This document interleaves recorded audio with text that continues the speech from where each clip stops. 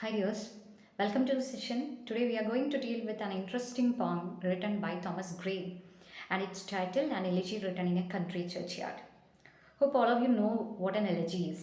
അല്ലെ എലജി എന്താണെന്നുള്ളതിനെ കുറിച്ച് എല്ലാവരും കേട്ടിട്ടുണ്ടായിരിക്കും. It is actually a song or a piece of work that's written lamenting the death of someone, mourning the death of someone. ആരെങ്കിലും മരിച്ച ശേഷം ആ വ്യക്തിയെ അനുശോചിച്ചുകൊണ്ട് അല്ലെങ്കിൽ അദ്ദേഹത്തെ ഓർത്തുകൊണ്ട് എഴുതുന്ന ഒരു വർക്കിനെയാണ് നമ്മൾ എലിജി എന്ന് ആക്ച്വലി പറയാറുള്ളത്. ബട്ട് ഈ ഒരു തോമസ് ഗ്രേയുടെ ഈ ഒരു വർക്ക് നമ്മൾ വായിച്ചു കഴിയുമ്പോൾ തന്നെ നമുക്ക് മനസ്സിലാവും ഇവിടെ ഒരു പ്രത്യേകമായി എടുത്തു പറയുന്ന ഒരു വ്യക്തി മരിച്ചതിൽ അനുശോചനം രേഖപ്പെടുത്തി എഴുതിയ ഒരു വർക്കല്ല. But it is actually a tribute. He is paying homage or tribute to a group of village people or common men.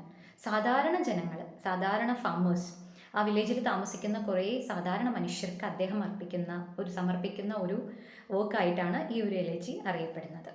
Okay, here you can see the churchyard. ഈ ഒരു കവിതയിൽ സൂചിപ്പിക്കുന്നത് പോലെ തന്നെ ഇവിടെ അതിൻ്റെ ടൈറ്റിൽ തന്നെ പറയുന്നുണ്ട് an elegy return in a country church yard. So അദ്ദേഹം താമസിക്കുന്ന ഒരു വില്ലേജ്, സ്റ്റോപ്പഗസ് എന്നുള്ള ഒരു വില്ലേജ്, ആ വില്ലേജിലെ ഒരു ചേർച്ച്, അതിനോട് അടുത്തുള്ള ഒരു ഗ്രേവ് യാർഡാണ് നമുക്ക് കാണാൻ സാധിക്കുന്നത്. Grave yard or church yard. So ഈ ചേർച്ച് യാർഡിൽ നിൽക്കുന്ന സമയത്താണ് അദ്ദേഹത്തിന് ഇങ്ങനെ ഒരു ഇൻസ്പിറേഷൻ വരുന്നത്. ഇങ്ങനെ ഒരു പോം കമ്പോസ് ചെയ്യണം എന്നുള്ള ഒരു ആഗ്രഹം അദ്ദേഹത്തിൻ്റെ മനസ്സിൽ വരുന്നത്. സോ ആ ഒരു സ്റ്റോപ്പഗസ് ചേർച്ച് ആണ് നമ്മളിവിടെ കാണുന്നത്. ഇത് പലപ്പോഴും പരീക്ഷകൾക്ക് ചോദിക്കുന്ന ഒരു ക്വസ്റ്റ്യൻ ആണ്. അദ്ദേഹം ഏത് വില്ലേജിൽ താമസിച്ചിരുന്നു അല്ലെങ്കിൽ അതിൽ മെൻഷൻ ചെയ്യുന്ന ചേർച്ചിൻ്റെ പ്ലേസ് ഏതാണെന്നുള്ളത്. അപ്പോൾ സ്റ്റോപ്പഗസ് ആണെന്നുള്ളത് ഓർത്തു വെക്കേണ്ടതാണ്. Okay, now let us see about Thomas Gray. We have already talked about Thomas Gray. അദ്ദേഹത്തിൻ്റെ life span 1716 to 1771. He was an English poet, classical scholar and a professor at Pembroke University. Okay, and he was a famous transitional poet. His writings were known for both neoclassical traits and romantic traits. നമുക്കറിയാം, ആ ഒരു life span കാണുമ്പോൾ തന്നെ അറിയാം 1716 to 1771 എന്ന് പറയുമ്പോൾ അദ്ദേഹം actually നിയോ classical പീരീഡിൽ ജീവിച്ചിരുന്ന ഒരു വ്യക്തിയായിരുന്നു, അഗസ്റ്റൺ ഏജിൽ. അപ്പോൾ അദ്ദേഹത്തിന് ആ ഒരു പീരീഡിൻ്റേതായിട്ടുള്ള കുറേ ലിറ്റററി ഫീച്ചേഴ്സ് അദ്ദേഹത്തിൻ്റെ റൈറ്റിങ്സിലുണ്ടായിരുന്നു. ഒപ്പം തന്നെ പിന്നീട് വന്ന നിയോ ക്ലാസിക്കൽ ഏജിന് ശേഷം വന്ന റൊമാൻറ്റിക് പീരീഡിൽ കാണുന്ന കുറേ ഫീച്ചേഴ്സും അദ്ദേഹത്തിൻ്റെ വർക്ക്സിലെല്ലാം നമുക്ക് കാണാറുണ്ട്. അതുകൊണ്ടാണ് അദ്ദേഹത്തിന് ഒരു ട്രാൻസിഷണൽ പോയിന്റ് എന്ന് പറയുന്നത്, ഇൻ ബിറ്റ്വീൻ ന്യൂ ക്ലാസിസം അതുപോലെ തന്നെ റൊമാൻറ്റിക്. ഓക്കെ, അദ്ദേഹം he is known as a famous precursor of romantic period. Romantic പീരീഡിൻ്റെ ഒരു ലേക്കുള്ള ഒരു വഴികാട്ടി അല്ലെങ്കിൽ അതിലേക്ക് തുടക്കം കുറിച്ച ഒരു വ്യക്തിയും കൂടിയാണ് തോമസ് ഗ്രേ എന്ന ഈ ഒരു writer. And about the poem, it was first publish in 1751 ഇത് പബ്ലിഷ് ചെയ്യുന്നത്. And it was partially inspired by the death of Gray's poet friend Richard West in 1742. ഇദ്ദേഹത്തിൻ്റെ വളരെ അടുത്ത ഒരു സുഹൃത്തായിരുന്നു റിച്ചാർഡ് വെസ്റ്റ്. ഓർത്തു വെക്കണം ഈ ഒരു പോയിന്റ്, റിച്ചാർഡ് വെസ്റ്റ്. സോ അദ്ദേഹത്തിൻ്റെ മരണത്തിൽ, അല്ലെങ്കിൽ അദ്ദേഹത്തിൻ്റെ മരണം 1742 അദ്ദേഹത്തിൻ്റെ മരണം സംഭവിച്ചത്. അപ്പോൾ അതിൻ്റെ ഒരു ദുഃഖവും ഈ ഒരു പോം എഴുതാൻ അദ്ദേഹത്തിന് ഇൻസ്പയർ ചെയ്തിട്ടുണ്ട് എന്നുള്ളതാണ് കണക്കാക്കുന്നത്. And this mourns the death not of great of famous people but of common men. അപ്പോൾ വലിയ പ്രശസ്തരായിട്ടുള്ള ഒരു വ്യക്തി മരിച്ച് അദ്ദേഹത്തിന് അനുശോചനം രേഖപ്പെടുത്തി എഴുതുന്ന ഒരു വർക്കല്ല ഇത്. ഇത് സാധാരണ വ്യക്തികൾ, ഒരുപാട് വ്യക്തികൾ, ഓക്കെ, അതായത് ആരും നോട്ടീസ് ചെയ്യാതെ, ആരാലും റെക്കഗ്നേഷൻ കിട്ടാതെ, ആരാലും അപ്രിസിയേഷൻ കിട്ടാതെ മൺമറഞ്ഞു പോയ കുറേ സാധാരണ വ്യക്തികൾക്ക് വേണ്ടി അദ്ദേഹം സമർപ്പിക്കുന്ന ഒരു ട്രിബ്യൂട്ടാണ് ഈ ഒരു പോം. ഓക്കെ, പിന്നെ തോമസ് ഗ്രേയുടെ മറ്റു ചില കാര്യങ്ങൾ കൂടി നമ്മൾ ഓർത്തു വെക്കേണ്ടതുണ്ട്. വലിയൊരു കാര്യം എന്താണെന്ന് വെച്ച് കഴിഞ്ഞാൽ അദ്ദേഹത്തിന് ആക്ച്വലി പോയറ്റ് ലൗറിയേറ്റ്ഷിപ്പ് അവാർഡ് ചെയ്തിട്ടുണ്ടായിരുന്നു. He was offered poet laureateship but he decline it in the year 1757. Okay, അതൊന്ന് ഓർത്ത് വയ്ക്കുക. പോയറ്റ് ലൗറിയേറ്റ്ഷിപ്പ് ഡിക്ലൈൻ ചെയ്ത, അത് വേണ്ടാന്ന് വെച്ച ഒരു വ്യക്തിയും കൂടിയാണ് തോമസ് ഗ്രേ. അദ്ദേഹം ഓൾമോസ്റ്റ് 13 പോംസ് ഒക്കെ അദ്ദേഹം എഴുതിയിട്ടുള്ളൂ. അദ്ദേഹത്തിൻ്റെ ഫ്രണ്ടിനെ നമ്മൾ പറഞ്ഞു റിച്ചാർഡ് വെസ്റ്റ്. അതുപോലെ തന്നെ അദ്ദേഹത്തിൻ്റെ മറ്റൊരു ഫ്രണ്ടാണ്, അദ്ദേഹത്തിന് വളരെ ബ്ലോഡ് ആയിട്ടുള്ള മറ്റൊരു ഫ്രണ്ടാണ് ഹൊറേസ് വാൾപോൾ. ഈ ഒരു പോം പബ്ലിഷ് ചെയ്യാനും അതുപോലെ തന്നെ ഇത് എഴുതിയിട്ട് ആദ്യം അദ്ദേഹം കൈമാറുന്നത് ഹൊറേസ് വാൾപോളിനാണ്. Okay, originally titled stanzas wrote in a country churchyard, the poem was completed when Gray was living near St. Giles Parish Church at Stopogos. So നേരത്തെ ഞാൻ സൂചിപ്പിച്ചതുപോലെ ഈ ഒരു വില്ലേജ്, സ്റ്റോപ്പഗസ് എന്നുള്ള വില്ലേജിൽ അതിനടുത്ത് ആണ് ഈ സെൻറ്റ് ഗൈൽസ് പാരിഷ്. അപ്പോൾ അതിനോട് അടുത്ത് താമസിക്കുന്ന സമയത്താണ് അദ്ദേഹം ഈ ഒരു പോം എഴുതുന്നത്. And it was sent to his friend Horace Walpole. So ഈ ഒരു പോം എഴുതിയതിന് ശേഷം അദ്ദേഹം ഇത് ഹൊറേസ് വാൾപോളിനാണ് കൈമാറിയത്.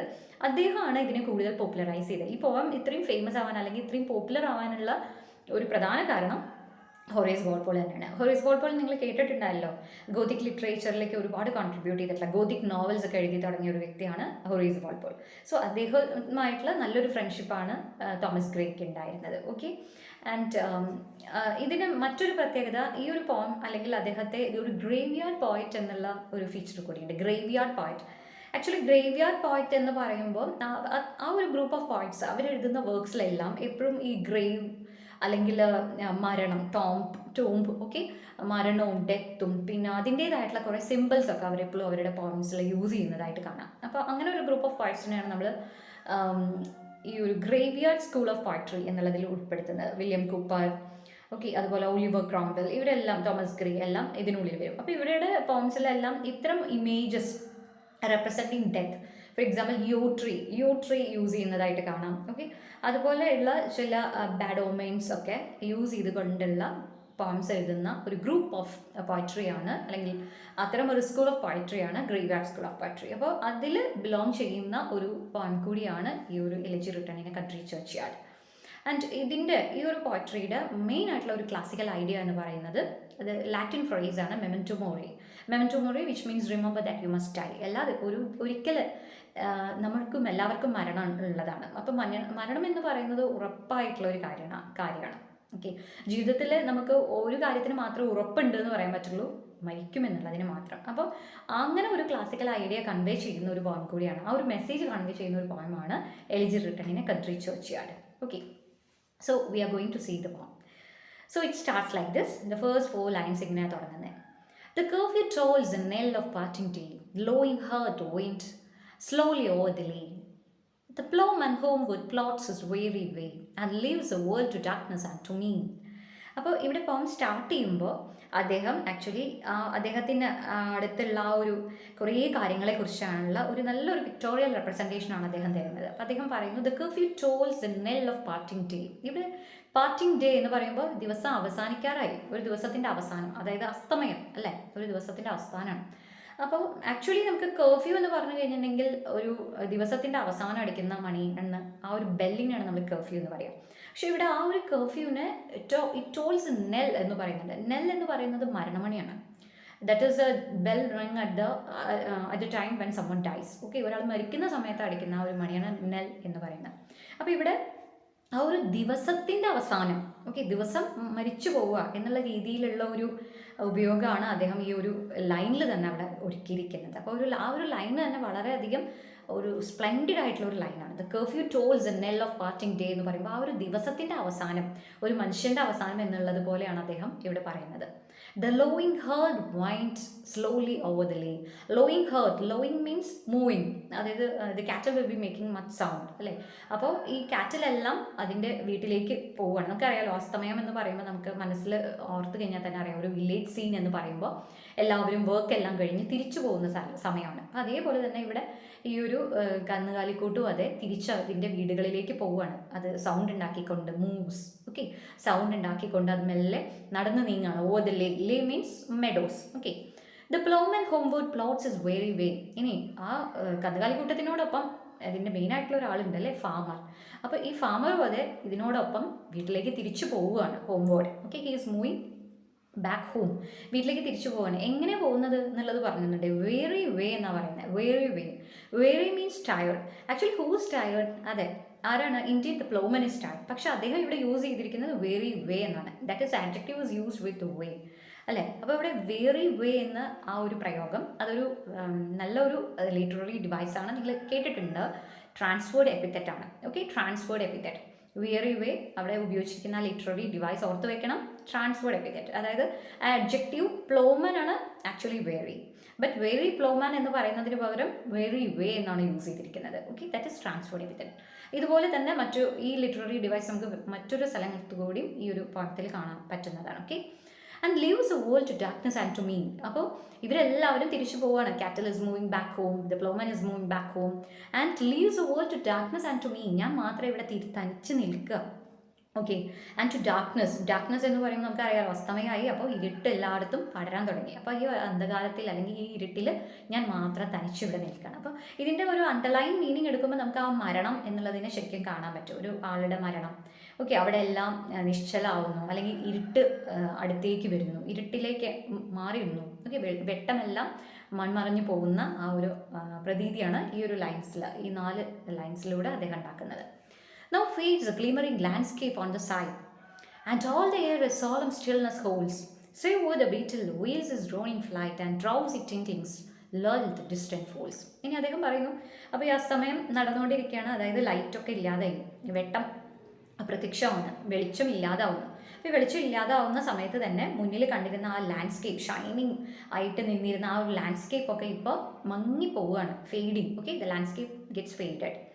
Okay, and all the air solemn stillness holds. നമുക്കറിയാം, അസ്തമയം എന്ന് പറയുമ്പോൾ എല്ലാവരും വർക്കെല്ലാം കഴിഞ്ഞ് തിരിച്ചു പോകുമ്പോൾ തന്നെ അവിടെ ഒരു ബിസി ലൈഫ്, അതുകൊണ്ടുണ്ടാകുന്ന നോയ്സ് അതെല്ലാം നിന്നു. ഇപ്പോൾ വളരെ ശാന്തവും കുറച്ച് സമാധാനമായിട്ടുള്ള ഒരു കാം അറ്റ്മോസ്ഫിയറാണ് ഇപ്പോൾ നിൽക്കുന്നത്.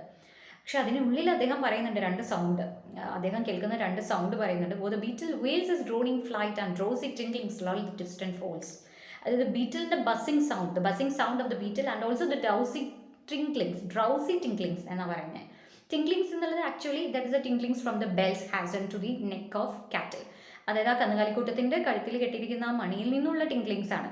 ഓക്കെ, ആക്ച്വലി കന്നുകാലിക്കൂട്ടമാണ്, അല്ലെങ്കിൽ കാറ്റിൽ ടേൺസ് ഡ്രൗസി. പക്ഷേ ഇവിടെ അദ്ദേഹം യൂസ് ചെയ്തിരിക്കുന്നത് നോക്കൂ, ഡ്രൗസി ടിംഗ്ലിംഗ്സ് എന്നാണ് പറഞ്ഞിരിക്കുന്നത്. ഇവിടെയും ആ ഒരു അഡ്ജക്റ്റീവിൻ്റെ ഒരു ട്രാൻസ്ഫേർഡ് യൂസ് നമുക്ക് കാണാം. അതുകൊണ്ട് ലിറ്റററി ഡിവൈസ് അത് തന്നെ വിയറി വേയിൽ ഉപയോഗിച്ച അതേ ലിറ്റററി ഡിവൈസ് ആണ് transferred epithet. It's used here, drowsy tinklings എന്നുള്ളത്. ഓക്കെ, അവിടെ നമുക്ക് ആക്ച്വലി ഒരു പെർസോണിഫിക്കേഷനും കാണാം. കാരണം ടിംഗ്ലിംഗ്സ് എന്ന് പറയുമ്പോൾ ഒരിക്കലും ഡ്രൗസി ആയിരിക്കില്ല. ഓക്കെ, അപ്പോൾ ഇൻഹ്യൂമൻ ക്രിയേച്ചേഴ്സിന്, ഓക്കെ, അതായത് ജീവനില്ലാത്ത വസ്തുക്കൾക്ക് ജീവനുള്ള വസ്തുക്കളുടേതായിട്ടുള്ള ക്വാളിറ്റീസ് അസ്ക്രൈബ് ചെയ്യുന്നതിനെ നമ്മൾ പെർസോണിഫിക്കേഷൻ എന്ന് പറയും. അപ്പോൾ അതിൻ്റെ രണ്ടിൻ്റെ ഒരു ഉപയോഗം നമുക്ക് ഈ ഒരു ലൈനിൽ കാണാവുന്നതാണ്. Save that from yonder ivy mantled tower, the moping owl does to the moon complain of such as wandering near her secret bower, mollusk her ancient solitary reign. ഇനി അദ്ദേഹം പറയുന്ന മറ്റൊരു കാര്യം, അദ്ദേഹം ഇങ്ങനെ ഇതെല്ലാം മൂവ് ചെയ്ത് തിരിച്ചു പോകുന്നതിൻ്റെ കാര്യമൊക്കെ പറഞ്ഞു, കൂരിട്ടില്ലാന്ന് നിൽക്കുന്നത്, തനിച്ച് നിൽക്കുക എന്നൊക്കെ പറഞ്ഞു. അപ്പോൾ ഈ നിൽക്കുന്ന സമയത്ത് അദ്ദേഹത്തെക്കുറിച്ച് ആരോ കംപ്ലൈൻറ്റ് പറയുക. ആരാ കംപ്ലൈൻറ്റ് പറയുന്നത്? Owl is making complaint about the presence of the speaker in this darkness. Okay, ഈ ഡാർക്ക്നെസ്സിൽ ആക്ച്വലി ഈ ഒരു ഡാർക്ക്നെസ്സിൽ ഔളും അതുപോലെ മൂണൊക്കെയാണ് ഉണ്ടാവാറുള്ളൂ. ഓക്കെ, നമുക്ക് മൂൺ ലിറ്റ് നൈറ്റിൽ അറിയാലോ, ഔൾസ് ഇങ്ങനെ മരത്തിന് മുകളിൽ ഇരിക്കുന്നുണ്ടാവും. ആ സീൻ നമ്മൾ മനസ്സിലോർക്കുമ്പോൾ തന്നെ അറിയാം. അപ്പോൾ ഈ ഔൾ ഇവിടെ മൂണിനോടൊരു കംപ്ലൈൻറ്റ് പറയുകയാണ് about the presence of the speaker. കാരണം she feels that as wandering near her secret bower. Bower എന്ന് പറയുന്നത് actually the private space or the private room of a lady. Okay, that is termed bower. പക്ഷേ ഇവിടെ ആ ഒരു ഔളിൻ്റെ privacy നശിപ്പിക്കുന്ന രീതിയിൽ ഇവിടെ ഒരാളുടെ പ്രസൻസ് ഔളിന് ഫീൽ ചെയ്തിരിക്കുന്നു. ഓക്കെ, ആൻഡ് ഇവിടെ ഫസ്റ്റ് ഉള്ള ഒരു ലൈനിൽ പറയുന്നുണ്ട്, save from that yonder ivy mantle tower. അതായത് ഔൾ എവിടെയാണ് നിൽക്കുന്നത്? Yes, it resides in the ivy mantle tower. Tower എന്ന് പറയുമ്പോൾ നമുക്കറിയാം ചേർച്ചിൻ്റെ ടവർ. അപ്പോൾ ആ ചേർച്ചിൻ്റെ ടവറിൽ നിറയെ the creepings of the ivy. Okay, it gets covered. Okay, ചേർച്ചിൻ്റെ ടവർ മുഴുവൻ ഐവി ക്രീപ്പിംഗ്സ് കൊണ്ട് കവർ ചെയ്തിരിക്കുകയാണ്. അപ്പോൾ അതുകൊണ്ടാണ് ഇവിടെ ഐവി മാന്റിൽ ടവർ എന്ന് പറയുന്നത്. അതിനുള്ളിൽ നിന്നാണ് ഈ ഔള് ഇദ്ദേഹത്തെക്കുറിച്ച്, അല്ലെങ്കിൽ ഇദ്ദേഹത്തിൻ്റെ ഈ ഒരു പ്രസൻസിനെ കുറിച്ച് കംപ്ലൈൻറ്റ് പറയുന്നത്. കാരണം എല്ലാ കാലവും എല്ലാ ദിവസവും mollusc Har ancient solitary rain എന്ന് പറയുന്നുണ്ട്. അവൾ തനിച്ചാണ് ഈ ഒരു സമയം ഉണ്ടാവാറില്ല, ഡാർക്ക്നെസ്സിൽ അവൾ തനിച്ചാണ് ഉണ്ടാവാറുള്ളത്. അപ്പം ഇന്ന് അവളുടെ പ്രൈവസിയെ ഡിസ്റ്റർബ് ചെയ്യുന്ന തരത്തിലാണ് ഈ ഒരു സ്പീക്കറിൻ്റെ പ്രസൻസ് അവൾ കംപ്ലൈൻ്റ് ആയിട്ട് പറയുന്നത്. Beneath those rugged Thames that your trees shade, where heaves the turf in many a mouldering heap, each in his narrow cell forever laid, the rude forefathers of the hamlet sleep. So ഇനി അദ്ദേഹം കാര്യത്തിലേക്ക് എത്തുകയാണ്. അദ്ദേഹം സംസാരിക്കാൻ പോകുന്നത് ആരെക്കുറിച്ചാണ്? Yes, about some dead men. മരിച്ചുപോയ ചില വ്യക്തികളെ കുറിച്ചാണ് അദ്ദേഹം സംസാരിക്കാൻ പോകുന്നത്. അപ്പോൾ ഒരാളെ എടുത്ത് പറയുന്നില്ല. അദ്ദേഹം ഇവിടെ പറയുന്ന ഒരു ടേം ഉണ്ട്, റൂഡ് ഫോർ ഫാദേഴ്സ് എന്നാണ്. ആക്ച്വലി റൂഡ് എന്ന് ഇവിടെ ഉപയോഗിച്ചിരിക്കുന്നത് ഇറ്റ് നെവർ ഷോസ് ഇംപൊളൈറ്റ് എന്നുള്ളതിനെ കാണിക്കാനല്ല അദ്ദേഹം ഇവിടെ യൂസ് ചെയ്തിരിക്കുന്നത്. It shows one from a countryside or one who is not sophisticated. Okay, one who is not civilised like other town people. Okay, വളരെ civilised അല്ലാത്ത സാധാരണ ജനങ്ങൾ, കോമൺ മെൻ, സിമ്പിൾ മെൻ എന്ന് കാണിക്കാനാണ് അദ്ദേഹം ഇവിടെ റൂഡ് ഫോർ ഫാദേഴ്സ് എന്ന് use ചെയ്തിരിക്കുന്നത്. അത് പരീക്ഷകൾക്കൊക്കെ വന്ന് കാണുന്നതാണ്. ഇംപൊളൈറ്റ് കാണിക്കാനല്ല. ഓക്കെ, അവരുടെ ആ ഒരു ഇന്നസെൻ്റ് ആയിട്ടുള്ള നേച്ചർ, അവരൊട്ടും തന്നെ സോഫിസ്റ്റിക്കേറ്റഡ് അല്ല. Okay, they are purely from the country side. അത് കാണിക്കാനാണ് ഈ റൂഡ് ഫോർ ഫാദേഴ്സ് എന്നുള്ള പ്രയോഗം അദ്ദേഹം ഉപയോഗിച്ചിരിക്കുന്നത്. So the rude forefathers of the hamlet sleep. Hamlet എന്നുള്ളത് ഇവിടെ ഒരു സ്മോൾ ടൗൺ എന്നുള്ളതിനെ മെൻഷൻ ചെയ്യാനാണ് ഹാംലെറ്റ് എന്ന് യൂസ് ചെയ്യുന്നത്. അപ്പോൾ ഇവർ ഉറങ്ങുകയാണ് അല്ലേ. ഈ rude forefathers or rustic forefathers they are sleeping. എവിടെയാണ് ഉറങ്ങുന്നത്? In his narrow cell for ever laid. അവരുടെ ആ ഒരു വളരെ ചെറിയ ഇടുങ്ങിയ സെല്ലുകൾക്കുള്ളിൽ, ഇവിടെ സെൽ എന്നുള്ളത് ആ ഒരു ഗ്രേവ്, ഓക്കെ, ഗ്രേവിനെയാണ്, ആ കുഴിമാടത്തെയാണ് സൂചിപ്പിക്കുന്നത്. ഓക്കെ, ഈ ഒരു കുഴിമാടം എവിടെയാണ് സ്ഥിതി ചെയ്യുന്നത് എന്നുള്ളതാണ് ഫസ്റ്റ് 2 ലൈൻസിൽ പറയുന്നത്. യെസ്, എവിടെയാണ് ഈ ഗ്രേവ്യാർഡ് ആക്ച്വലി എവിടെയാണുള്ളത്? Beneath those rugged elms that yew tree shade oh heaves it off in many a mounting heap. അതായത് ഒരുപാട് റഫ് എൽം ട്രീസ്, ഓക്കെ, എൽമിൻ്റെ ലീവ്സ് ഒക്കെ ഇങ്ങനെ ഭയങ്കര റഫായി കിടക്കുന്ന അതിൻ്റെ താഴെയായിട്ടാണ് യോ ട്രീയുടെ ഷെയ്ഡ്സിൽ. ഈ യോ ട്രീ ആണ് ഞാൻ നേരത്തെ പറഞ്ഞത്, ഗ്രേവ്യാർഡ് പോയിന്റ്സ് കൂടുതലും അവരുടെ പോയിന്റ്സിൽ യൂസ് ചെയ്യുന്ന ഒരു സിമ്പിളാണ്, സിമ്പിൾ ഓഫ് ഡെത്ത്, യോ ട്രീ. ഓക്കെ, സോ ആ യോ tree it symbolises death. Okay, അപ്പോൾ ഈ യോട്രിയുടെ ഷെയ്ഡിലാണ് ഈ ഗ്രേവ്യാർഡ് സ്ഥിതി ചെയ്യുന്നത്. ഇതിൻ്റെ ഉള്ളിലുള്ള ഈ ഒരു ഗ്രേവ്യാർഡിൽ ഒരുപാട് നാരോ സെൽസിലായിട്ടാണ് ഈ ഫോർഫാദേഴ്സ് എല്ലാം ഉറങ്ങുന്നത്. അതല്ലെങ്കിൽ ആ village men, the common men, the simple men, they are sleeping in these narrow cells. Okay, the breezy call of incense breathing mourn, the swallow twittering from straw bell shed, the cock's shrill clarion or echoing horn, no more shall rose from their lowly bed. ഇനി അദ്ദേഹം പറയാണ്, ഇവർ ഉറങ്ങുക, പക്ഷെ ഇവരെന്നെ ഇനി ഉറക്കത്തിൽ നിന്നും ആർക്കും എഴുന്നേൽക്കാൻ പറ്റില്ല. Because that is their eternal സ്ലീപ്പാണ്. They are sleeping for ever because they are already dead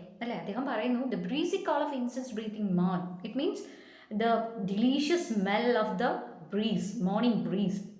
നമുക്കറിയാം, ഒരു രാവിലെ ആയി കഴിയുമ്പോൾ ആ ഒരു ഫ്രഷ് എയറിൻ്റെ ഒരു നല്ല സ്മെല്ല് തന്നെ നമ്മളെ വിളിച്ചുണർത്തുന്നതാണ്. പക്ഷെ ആ ഒരു ഫ്രഷ് എയറിന്, ആ ഒരു സ്മെല്ലിന് ഇനി ഒരിക്കലും ഇവരെ ഉണർത്താൻ സാധിക്കില്ല.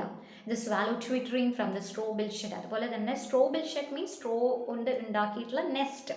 അതിനുള്ളിലിരിക്കുന്ന കുഞ്ഞു കുരുവികൾക്കോ കിളികൾക്കോ ഒന്നും അവരുടെ സൗണ്ട് ഉണ്ടാക്കി അവർ ചിലച്ചത് കൊണ്ട് ഇവരെന്നെ എഴുന്നേൽപ്പിക്കാൻ സാധിക്കില്ല. കിളികളുടെ ശബ്ദം കേട്ടിട്ടൊന്നും ഇനി ഇവർ ഉണരാൻ പോകുന്നില്ല. ദ കോക്സ്ട്രൽ ക്ലാരിയൻ, കോക്സ്ട്രൽ ക്ലാരിയൻ മീൻസ് എന്താ? റൂസ്റ്ററിൻ്റെ ആ ഒരു അലാം, അതായത് പൂവൻകോഴി കൂവുന്നത് കേട്ടും ഇനി ഇവർ ഉണരാൻ പോകുന്നില്ല. ഒരു ഇക്കോയിങ് ഹോൺ എന്ന് പറയുമ്പോൾ some deer that is blown by a hunter. ഏതെങ്കിലും ഒരു വേടൻ പിടിക്കാൻ വരുമ്പോൾ ഓടിയിട്ട് ഉണ്ടാക്കുന്ന ഒരു സൗണ്ട് ഉണ്ടല്ലോ, അതിൻ്റെ ഇക്കോ സൗണ്ട്, അതൊന്നും കേട്ടിട്ട് ഇനി ഇവരൊന്നും ഉണരാൻ പോകുന്നില്ല. No more shall rouse them from the lowly bed. So അവർ കിടക്കുന്ന ആ ഉറക്കത്തിൽ നിന്നും, അവരുടെ ആ ബെഡിൽ നിന്നും ഇനി അവർ ഒരിക്കലും എഴുന്നേൽക്കാൻ പോകുന്നില്ല. അങ്ങനെയാണ് അവരുടെ ഉറക്കം. ആരാ ഉറങ്ങുന്നത്? Rude forefathers means rustic forefathers. Okay, for them no more the blazing hearth shall burn, or busy housewife ply her evening care. No children run to list their sighs return, or climb his knees the envied kiss to share. So അദ്ദേഹം purely ആ ഒരു village people, അല്ലെങ്കിൽ ആ വില്ലേജിനെ focus ചെയ്തുകൊണ്ടാണ് അദ്ദേഹം മുഴുവനായും എല്ലാ കാര്യങ്ങളും പറയുന്നത്. അപ്പോൾ അദ്ദേഹം ഇവിടെ പറയുന്നു, സാധാരണ രീതിയിൽ ഇപ്പോൾ നേരത്തെ അദ്ദേഹം കണ്ട ഒരു farmer, he's returning back home അല്ലേ, വർക്കെല്ലാം കഴിഞ്ഞ് സൺസെറ്റിൻ്റെ സമയമാകുമ്പോൾ വീട്ടിലേക്ക് തിരിച്ചു പോവാണ്. അപ്പോൾ വീട്ടിലേക്ക് തിരിച്ചു പോകുമ്പോൾ വീട്ടിൽ അയാളെ കാത്തിരിക്കാൻ ഒരുപാട് പേരുണ്ടായിരിക്കും. അദ്ദേഹത്തിൻ്റെ ഭാര്യയും കുട്ടികളും എല്ലാം അദ്ദേഹത്തെ കാത്തിരിക്കും. അപ്പോൾ അദ്ദേഹം പറയുന്നു, ഇവിടെ പോയത്തിൽ അദ്ദേഹം പറയുന്നത് ഇതാണ്, for them no more the blazing hearth shall burn. ഇനി ഈ ഉറങ്ങിക്കിടക്കുന്ന ഫോർഫാദേഴ്സ്, അവർക്ക് വേണ്ടി ഒരിക്കലും ഒരു തീയും ആരും കത്തിക്കാൻ പോകുന്നില്ല. ഓക്കെ, അതായത് നമ്മൾ ചൂട് കായുന്ന രീതിയിൽ ആരും ഇനി അതൊന്നും ബേൺ ചെയ്യാൻ പോകുന്നില്ല. അതുപോലെ തന്നെ അവരുടെ ഹൗസ് വൈഫ് ഒന്നും അവരെ കാത്തിരിക്കുകയോ അല്ലെങ്കിൽ അവരെ ശുശ്രൂഷിക്കുന്നതിന് വേണ്ടി തയ്യാറായിരിക്കുകയോ ഇനി ചെയ്യുന്നില്ല. And no children run to lisp their സൈസ് റിട്ടേൺ. സയർ എന്നുള്ളത് ഫാദർ എന്നുള്ളത് കാണിക്കാനാണ്, ഫാദർ എന്ന് കാണിക്കുന്നത്. അതായത് അവരുടെ അച്ഛൻ, ഒരു രാജാവ് വരുന്നത് തിരിച്ചു വരുന്നത് കാത്തിരിക്കുന്നത് പോലെയാണ് മക്കൾ അവരുടെ വീട്ടിൽ അച്ഛനെയും കാത്തിരിക്കുന്നത്. പക്ഷേ ഇനി അവരുടെ മക്കൾ ഇതുപോലെ അവരെയും കാത്തിരിക്കില്ല. അതുപോലെ തന്നെ വന്നു കഴിയുമ്പോൾ എന്താ കുട്ടികൾ ചെയ്യുക? Climb his knees and wheat kiss to share. കുട്ടികൾ കൂടുതലായിട്ട് നമുക്കറിയാം, സിബ്ലിങ്സ് കൂടുതലൊക്കെ ഉണ്ടെങ്കിൽ അവർ ചെറിയ കുട്ടികൾ അച്ഛൻ്റെ മടിയിൽ വേഗം കയറി ഇരുന്ന് അച്ഛൻ്റെ ആ ഒരു സ്നേഹ ചുംബനം വാങ്ങാൻ വേണ്ടി കാത്തിരിക്കും അല്ലേ, മറ്റുള്ളവർക്ക് അസൂയ തോന്നിപ്പിക്കാൻ വേണ്ടി. പക്ഷെ ഇനി അതൊന്നും നടക്കാൻ പോകുന്നില്ല. ഈ കുട്ടികൾ അച്ഛനെ കാത്തിരിക്കുകയോ അല്ലെങ്കിൽ അച്ഛൻ്റെ മടിയിൽ കയറിയിരിക്കാൻ ആഗ്രഹിക്കുകയോ ഒന്നും ചെയ്യാൻ പോകുന്നില്ല. Because everything is over. They can't enjoy the life anymore. ഇനി അവർക്ക് ഇതൊന്നും, ഇത്തരത്തിലുള്ള എൻജോയ്മെൻറ്റ്സ് ഒന്നും ഇനി അവർക്ക് ഉണ്ടാകാൻ പോകുന്നില്ല. Because they are already dead. Off did the harvest to their sickle yield. Their furrow off the stubborn glade has broke. How jocund did they drive their team afield. How bowed the woods beneath their sturdy stroke. ഇനി ഈ ഒരു ലൈനിൽ, ഈ ഒരു സ്റ്റാൻസിൽ അദ്ദേഹം ശരിക്കും അവർ ചെയ്തിരുന്ന hard work, ഈ ഒരു ഫോർഫാദേഴ്സ് അല്ലെങ്കിൽ ആ ഫാമേഴ്സ് അവർ വർക്ക് ചെയ്തതിനെ കുറിച്ചാണ് അദ്ദേഹം പറയുന്നത്. Oft to the harvest to the sickle yield, അവരവരുടെ ഉപകരണങ്ങളൊക്കെ ഉപയോഗിച്ചുകൊണ്ട്, ഓക്കെ, സിക്കിൾസ് എന്നൊക്കെ പറയുമ്പോൾ അറിയാലോ, അതെല്ലാം ഉപയോഗിച്ചുകൊണ്ട് അവർ വളരെ സന്തോഷത്തോടു കൂടി they ploughed the fields and they make harvest, അവർ കൃഷി ചെയ്യുന്നതിനും എല്ലാത്തിനും ഇറങ്ങി നടന്നിരുന്നു. And the furrow of the stubborn glebe has broke. Glebe എന്നുള്ളത് ഫാം ലാൻഡിനെ സൂചിപ്പിക്കുന്നതാണ്, ഗ്ലേബ് എന്നുള്ള വേർഡ്. സ്റ്റബേൺ ഗ്ലേബ് എന്ന് പറയുമ്പോൾ അത് ഹാർഡ് സോയിൽ എന്നുള്ളതാണ്. നമുക്കറിയാലോ, ഈ ഒരു ഫാമേഴ്സിൻ്റെ ഒരു ജോലി എന്ന് പറയുമ്പോൾ, കർഷകരുടെ പ്രവൃത്തി എന്ന് പറയുന്നത് വളരെ വലുതാണ് അല്ലേ. അതായത് ഒട്ടും കളയ്ക്കാൻ പറ്റാത്ത നിലമാണെങ്കിൽ പോലും അതിനെ വളരെയധികം ഹാർഡായിട്ട് വളരെ എഫേർട്ട് എടുത്തുകൊണ്ട് അവർ കളച്ച് അവിടെ മുഴുവൻ വിത്തെല്ലാം കുഴിച്ചിടും. എന്നിട്ട് ആ വിത്ത് പാകി അത് മുളപ്പിക്കും. അപ്പോൾ ഫറോ എന്ന് പറയുമ്പോൾ വിത്ത് പാകാൻ വേണ്ടി നമ്മൾ ഉണ്ടാക്കുന്ന ഒരു സ്മോൾ ഹോൾസ് ഇല്ലേ, അതിനാണ് ഇവിടെ ഫറോ എന്ന് പറയുന്നത്. അപ്പോൾ അത്തരത്തിൽ അവർ ഹോൾസ് ഉണ്ടാക്കി അതിലെല്ലാം വിത്ത് പാകും. How jocund did they drive their team afield. How jocund means how cheerful they were. എത്ര സന്തോഷത്തോടു കൂടി അവരിതെല്ലാം ചെയ്തിരുന്നത്. They drive their team. ഇവിടെ ടീം എന്ന് പറയുമ്പോൾ ഈ ഒരു കർഷകരെ സഹായിക്കാൻ വേണ്ടി അവരുടെ കൂടെ വേറെയും കുറേ പേരുണ്ടായിരിക്കും അല്ലേ, കൂടുതലായിട്ടും ആനിമൽസ് ഒക്കെ ഉണ്ടായിരിക്കും, ഓക്സ് എല്ലാം ഉണ്ടായിരിക്കും, ഓക്കെ, കാളകളൊക്കെ പൂട്ടാൻ വേണ്ടിയിട്ടൊക്കെ ഉപയോഗിക്കും. അപ്പോൾ ഇതിനെ മുഴുവൻ, ഈ ടീമിനെ മുഴുവൻ എന്ത് സന്തോഷത്തോടു കൂടിയാണ് ഇവർ കൊണ്ടുപോയിരുന്നത്. How bowed the woods beneath their sturdy stroke. അതുപോലെ തന്നെ കണ്ണ് ആകെ കാട് പിടിച്ചിരിക്കുന്ന സ്ഥലങ്ങളൊക്കെ, വൂഡ്സ് എന്ന് പറയുമ്പോൾ കാട് അല്ലേ, ആ കാടെല്ലാം വെട്ടി നിരത്തി അവിടെ എല്ലാം ഇതുപോലെ കൃഷി ഇറക്കിയിട്ടുണ്ട്. അപ്പോൾ ആ കാട് പോലും അവരോട് നമിച്ചിട്ടുണ്ട്, അവരെ നമിച്ചിട്ടുണ്ട് അവരുടെ ആ വർക്ക് കണ്ടിട്ട്. സ്റ്റോറി സ്ട്രോക്ക് എന്ന് പറയുമ്പോൾ അവർ ആ കളയ്ക്കാൻ ഉപയോഗിക്കുന്ന സാധനം എല്ലാം എടുത്തുകൊണ്ട് ഈ കാടെല്ലാം വെട്ടിത്തളച്ച് അവിടെ എല്ലാം നല്ല വെളിച്ചം വീശി, അതുപോലെ അവിടെ എല്ലാം വിത്ത് പാകുന്ന സമയത്ത് കാട് പോലും അവരെ നമിച്ചിട്ടുണ്ട് എന്നാണ് അദ്ദേഹം പറയുന്നത്. Let not ambition mock their useful toil, their homely joys and destiny obscure. No grant to hear with a disdainful smile the short and simple annals of the poor. ഇനി അദ്ദേഹം ഒരു അഡ്വൈസ് കൊടുക്കുക, അഡ്വൈസ് ടു കോമൺ മാൻ.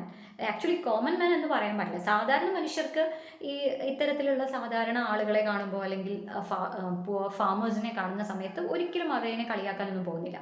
അതുകൊണ്ടാണ് അദ്ദേഹം ഇവിടെ ഉപയോഗിച്ചിരിക്കുന്ന ഒരു word ambition. Let not ambition means let not ambitious people please don't mock at them. Okay, അവരെ ഓർത്ത് അല്ലെങ്കിൽ അവരെ നോക്കി നിങ്ങൾ കളിയാക്കി ചിരിക്കരുത്. Their homely joys and destiny obscure. അവർ ചെയ്തിരുന്ന ജോലി അല്ലെങ്കിൽ അവരുടെ ഒരു ഡെസ്റ്റിനി, ഇതെല്ലാം ദറ്റ് റിമെയിൻ അൺനോൺ. അത് മറ്റാരും അറിയാതെ പോയി. അവരെന്തെല്ലാം ചെയ്തിരുന്നു, എവിടെയെല്ലാം അവർ വെട്ടിവെപ്പാക്കി, അവിടെ എല്ലാം കൃഷി ഇറക്കി, അവരെന്തെല്ലാം പ്രൊഡ്യൂസ് ചെയ്തു, ഇതിനെക്കുറിച്ചൊന്നും മറ്റുള്ളവർ അന്വേഷിച്ചില്ല, ആരും അറിയാതെ പോയി. അത് വെച്ച് നിങ്ങൾ അംബീഷ്യസ് ആയിട്ടുള്ള ആളുകൾ, okay, please don't mock at them, അവരെ കളിയാക്കി ചിരിക്കരുത്. Nor grandeur hear with a disdainful smile. Grandeur എന്നുള്ളത് ഹൈ സ്റ്റാറ്റസ് എന്നുള്ളതാണ് ഉദ്ദേശിക്കുന്നത്. അതേപോലെ തന്നെ അദ്ദേഹം പറയുകയാണ്, ഹൈ സ്റ്റാറ്റസിലിരിക്കുന്ന ആളുകളെ നിങ്ങളും ഇതുപോലെ അവരെ ഓർത്ത് അല്ലെങ്കിൽ അവരെ നോക്കിക്കൊണ്ട് കളിയാക്കി ചിരിക്കരുത് അവരുടെ മുകളിൽ. The short and simple annals of the poor. അവരുടെ സാധാരണ ജീവിതം നോക്കി, അവരുടെ സിമ്പിൾ ആനൽസ് മീൻസ് എന്താ, day to day accounts, okay, ദിവസത്തിലെ ഓരോ കാര്യങ്ങളും നോക്കി അവരെ നിങ്ങൾ കളിയാക്കി ചിരിക്കരുത്. The boast of heraldry, the pomp of power, and all that beauty, all that wealth or grave awaits alike the inevitable hour. The path of glory lead back to the grave. അപ്പോൾ അദ്ദേഹത്തിന് ഇതിനൊരു reason പറയുന്നുണ്ട്. നിങ്ങൾ കളിയൊക്കെ ചിരിക്കരുത് എന്നൊക്കെ പറഞ്ഞില്ലേ, എന്താ അതിന് കാരണം? he is giving the reason. എന്താ reason? the boast of heraldry, the pomp of power. heraldry എന്നുള്ളത് actually a coat of arms that gets attributed to some aristocratic families. വലിയ ഹൈ ക്ലാസ് ഫാമിലി അല്ലെങ്കിൽ അരിസ്റ്റോക്രാറ്റിക് ഫാമിലീസിന് അവർക്ക് ലഭിക്കുന്ന ഒരു കുടുംബത്തിൻ്റെ മഹിമയൊക്കെ കാണിക്കുന്ന ഒരു ആം കോട്ടാണ് അതിന് പറയുന്നത്. അപ്പോൾ അവരത് ആക്ച്വലി ഈവൻ അവരുടെ സെർവൻസിൻ്റെ ഡ്രസ്സിൽ പോലും അതെല്ലാം അവരുടെ കോട്ടിൽ പോലും അത് എംബ്രോയിഡറി ചെയ്തുകൊണ്ട് യൂസ് ചെയ്യാറുണ്ട്, ജസ്റ്റ് ടു ഡിസ്പ്ലേ, മറ്റുള്ളവരുടെ മുന്നിൽ അവരെ ഒന്ന് ബോസ്റ്റ് ചെയ്യാൻ വേണ്ടിയിട്ട്. സോ അത്തരം ബോസ്റ്റ് ചെയ്യുന്ന ഒന്നും, അതുപോലെ തന്നെ പോംപ് ഓഫ് പവർ. പോംപ് മീൻസ് എന്താ, വെറുതെ നമ്മൾ നടത്തുന്ന, നമ്മൾക്ക് കുറേ എന്തൊക്കെയോ ഉണ്ടെന്ന് കാണിക്കാൻ വേണ്ടി നടത്തുന്ന അൺയൂഷ്വൽ സെറമണീസ്. സോ അങ്ങനെ നമ്മുടെ പവർ കാണിക്കാൻ വേണ്ടി നമ്മൾ നടത്തുന്ന പോംപ്, അതുപോലെ തന്നെ boasting and all that beauty, all that wealth e'er gave.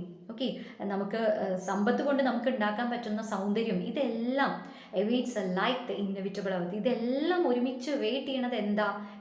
Yes, everything is waiting for that inevitable hour. That inevitable hour means unavoidable time. നമുക്കൊരിക്കലും അവോയ്ഡ് ചെയ്യാൻ പറ്റാത്ത, നമുക്കൊരിക്കലും ഒഴിവാക്കാൻ പറ്റാത്ത ആ സമയത്തിലേക്കാണ് ഇതെല്ലാം നയിക്കുന്നത്. We all are heading towards that time, that inevitable ആണ്. നമ്മളെല്ലാവരും ആ ഒരു ഇന്നോവേറ്റബിൾ അവറിലേക്കാണ് മുന്നോട്ട് പോയിക്കൊണ്ടേയിരിക്കുന്നത്, അല്ലേ? നമുക്ക് ഒരിക്കലും ഇതിനെ അവോയ്ഡ് ചെയ്യാൻ പറ്റുക.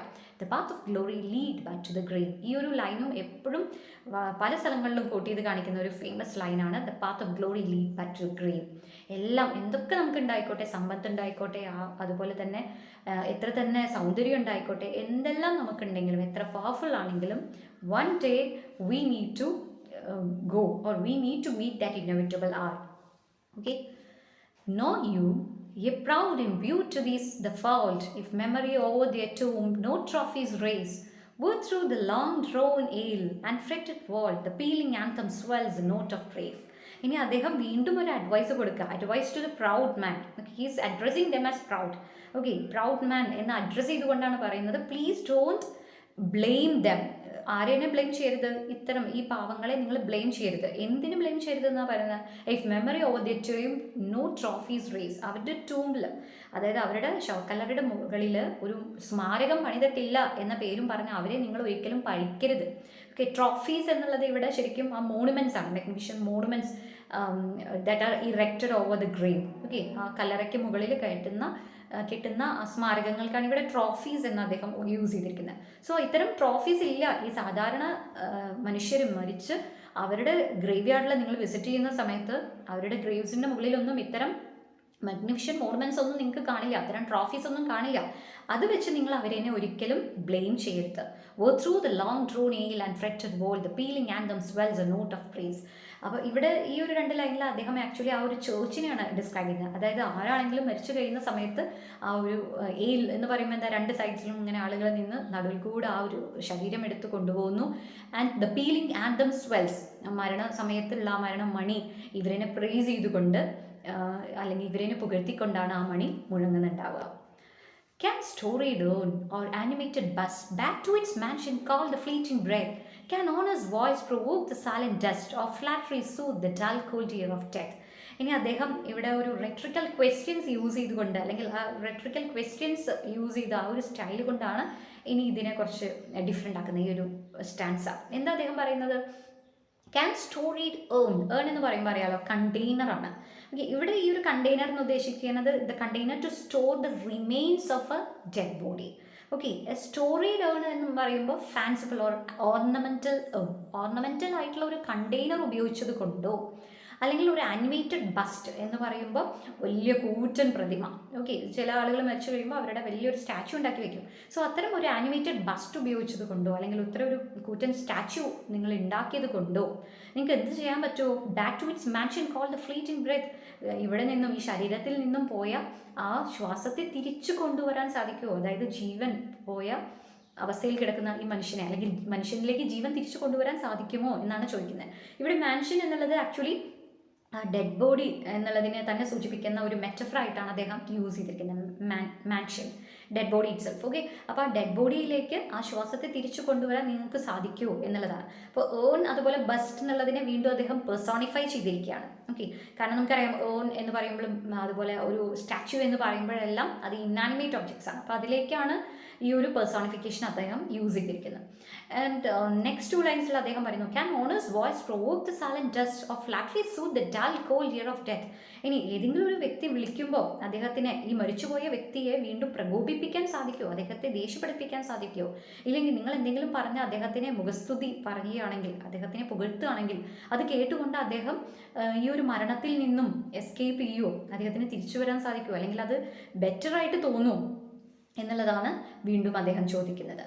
Perhaps in this neglected spot is laid some heart once pregnant with celestial fire, hands that the rod of empire might have swayed or wakened to ecstasy the living life. ഇനി അദ്ദേഹം പറയാണ്, perhaps in this നെഗ്ലെക്റ്റഡ് spot, ആരും ശ്രദ്ധിക്കാതെ പോയ ഈ ഒരു സ്ഥലത്ത്, ആരും ശ്രദ്ധിക്കാത്ത ഈ ഒരു ഗ്രേവ് യാർഡിൽ, സാധാരണ ആളുകൾ മാത്രം അന്തി ഉറങ്ങുന്ന ഈ ഒരു ഗ്രേവ് യാർഡിൽ ചിലപ്പോൾ കടന്നിരിക്കാം ഒരുപാട് നല്ല വ്യക്തികൾ.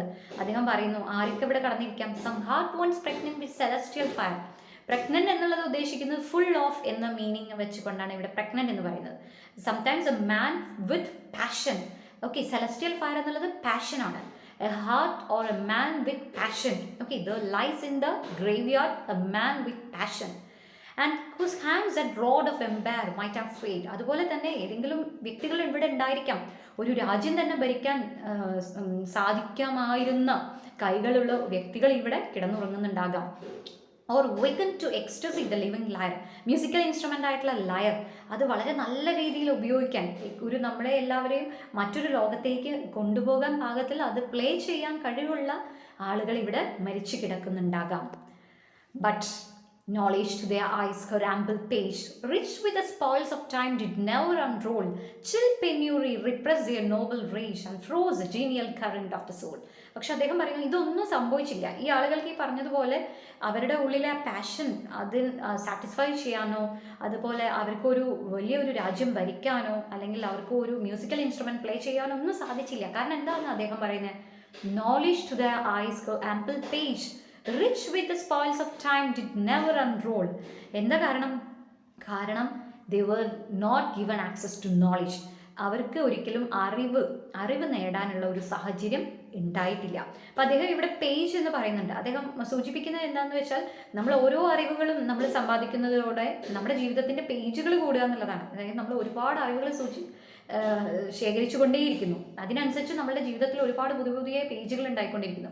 പക്ഷെ ഇത്തരത്തിലുള്ള ഒരു നോളജ്, ഇത്തരത്തിലുള്ള അറിവ് സ്വീകരിക്കാനോ ഒരുപാട് പേജുകൾ സ്വരൂപിക്കാനൊന്നും ഈ പാവ മനുഷ്യരെ കൊണ്ട് സാധിച്ചില്ല. ഓക്കെ, അതെല്ലാം ഈ സമയത്തിൻ്റെ ഇതിൽ ഇല്ലാതായിപ്പോയി. ദേ ഡിഡ് നെവർ അൺറോൾ എന്നാണ് പറയുന്നത്. അൺറോൾ എന്ന് പറയുമ്പോൾ അത് അവരുടെ മുന്നിൽ ഒരിക്കലും തുറന്നില്ല. ഈ നോളജ് എന്നുള്ളത് അത് അവരുടെ മുന്നിൽ ഒരിക്കലും തുറന്നില്ല. അതിന് റീസൺ എന്താ? അതാണ് നെക്സ്റ്റ് ലൈനിൽ പറയുന്നത്. ചിൽ പെന്യൂറി, അതായത് extreme poverty. Chill penury repress their noble rage and froze a genial current of the soul. അവരെ എവിടെയും എത്തിക്കാതിരുന്നത് എന്തായിരുന്നു? അവരുടെ ആ ഒരു എക്സ്ട്രീം പവർട്ടി, അവരുടെ ദാരിദ്ര്യം, അവർ ജീവിതത്തിൽ അനുഭവിച്ച കഷ്ടപ്പാടുകൾ അവരെ എവിടെയും എത്തിച്ചില്ല.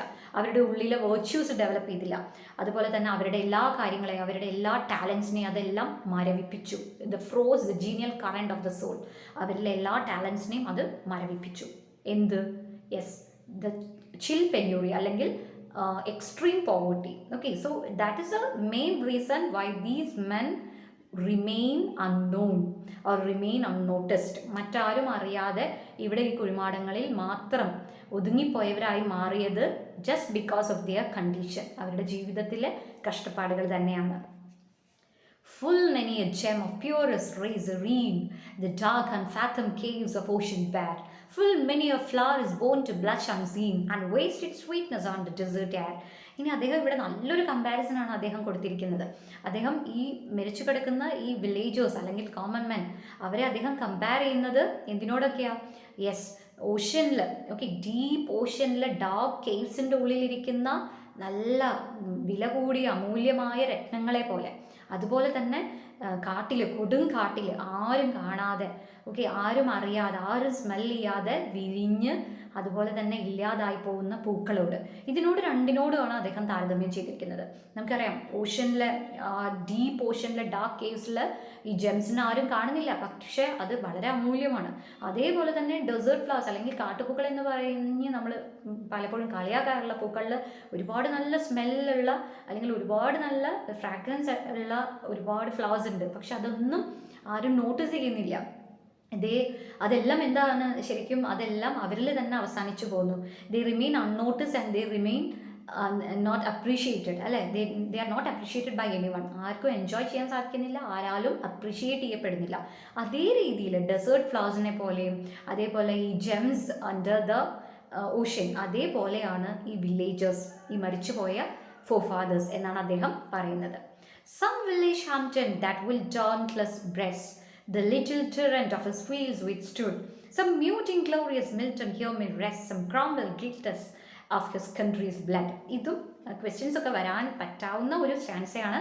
അദ്ദേഹം ഇവിടെ 3 ആളുകളെ കുറിച്ച്, ഓക്കെ, റവല്യൂഷണറീസ്, അവരെ കുറിച്ച് ഇവിടെ മെൻഷൻ ചെയ്യുന്നുണ്ട്. ഒന്ന് ജോൺ ഹാംപ്റ്റൺ, പിന്നെ ഒന്ന് Milton, and next is Oliver Cromwell. നമുക്കറിയാലോ, ഹാംപ്റ്റൺ എന്ന് പറയുമ്പോൾ John Hampton is a Puritan politician. He was a Puritan politician and he opposed tax policies imposed by Charles first. Charles ഫസ്റ്റിൻ്റെ ആ ഒരു ടാക്സ് പോളിസിയോട് എതിർപ്പ് കാണിച്ച് വളരെ ധൈര്യത്തോടു കൂടി മുന്നോട്ട് വന്ന ഒരു വ്യക്തിയായിരുന്നു ജോൺ ഹാംപ്റ്റൺ. അപ്പോൾ ഹാംപ്റ്റനെ പോലെയുള്ള ഒരുപാട് വ്യക്തികൾ ഇവിടെ ഉറങ്ങുന്നുണ്ടാകാം. അതേപോലെ ധൈര്യത്തോടു കൂടി എന്തിനേയും സമൂഹത്തിൽ കാണുന്ന പല അനീതികളോടും റെസ്പോണ്ട് ചെയ്യുന്ന അത്തരം നല്ല ധൈര്യത്തിലുള്ള ഒരുപാട് പേര് ഇവിടെ ഈ മണ്ണിൽ ഉറങ്ങുന്നുണ്ടാകാം. And some mute inglorious Milton എന്ന് പറയാൻ കാരണം എന്താ, നമുക്കറിയാം മിൽട്ടൺ വാസ് ആക്ച്വലി ബ്രില്യൻറ്റ് അല്ലേ. ഒരുപാട് നല്ല വർക്ക്സ് സംഭാവന ചെയ്തിട്ടുള്ള ഒരു വ്യക്തിയാണ് മിൽട്ടൺ. പക്ഷെ മിൽട്ടൻ്റെ ഒരുപാട് വർക്ക്സ് ആരും നോട്ടീസ് ചെയ്യാതെ അല്ലെങ്കിൽ ആരാലും അപ്രീഷിയേറ്റ് ചെയ്യപ്പെടാതെ പോയി. അപ്പോൾ അതേ രീതിയിൽ ഒരുപാട് മിൽട്ടനെ പോലെ തന്നെയുള്ള ഒരുപാട് പോയിറ്റ്സ് ഇവിടെ ഉറങ്ങുന്നുണ്ടാകാം. And some Cromwell guiltless of his country's blood. ക്രോംവെലിനെ അറിയാലോ, ഒലിവർ ക്രോംവെൽ, നമ്മുടെ പ്യൂരിറ്റൻ ലീഡർ അല്ലേ. അതായത് കോമൺവെൽത്ത് പീരീഡിൽ രാജ്യം ഭരിച്ചിരുന്ന വ്യക്തിയാണ് ക്രോംവെൽ. അപ്പോൾ ആ ദേശസ്നേഹമൊക്കെ ഒരുപാടുള്ള ക്രോംവെലിനെ പോലുള്ള ഒരുപാട് വ്യക്തികൾ ഇവിടെ ഉറങ്ങുന്നുണ്ടാകാം. അപ്പോൾ അദ്ദേഹം ഇവിടെ വീണ്ടും കമ്പയർ ചെയ്തിരിക്കുകയാണ് ജെംസിനോടും അതുപോലെ തന്നെ ഡെസേർട്ട് ഫ്ലവേഴ്സിനോടും മാത്രമല്ല കമ്പയർ ചെയ്തിരിക്കുന്നത്. He also compare them to many revolutionaries like Hampton, Milton and Cromwell. Okay. The applause of listening stagnates to command, the threats of pain and ruin to despise, to scatter plenty o'er a smiling land and read their history in the nation's eyes. So അദ്ദേഹം പറയാണ്, there is no one to give an applause. ഇവർക്കൊരു കയ്യടി കൊടുക്കാൻ അല്ലെങ്കിൽ ഇവരൊന്ന് approve ചെയ്യാൻ, ഇവരൊന്ന് appreciate ചെയ്യാൻ ആരും ഇല്ലാതായിപ്പോയി. Just because of their poverty. അവരുടെ ഒരു കണ്ടീഷൻ കാരണം, ഓക്കെ, അവരുടെ ജീവിതത്തിലെ കഷ്ടപ്പാടുകൾ കാരണം അവർക്ക് അറിവ് നേടാൻ സാധിച്ചില്ല. അതുപോലെ തന്നെ ആരാലും അപ്രിഷിയേറ്റ് ചെയ്യപ്പെട്ടില്ല.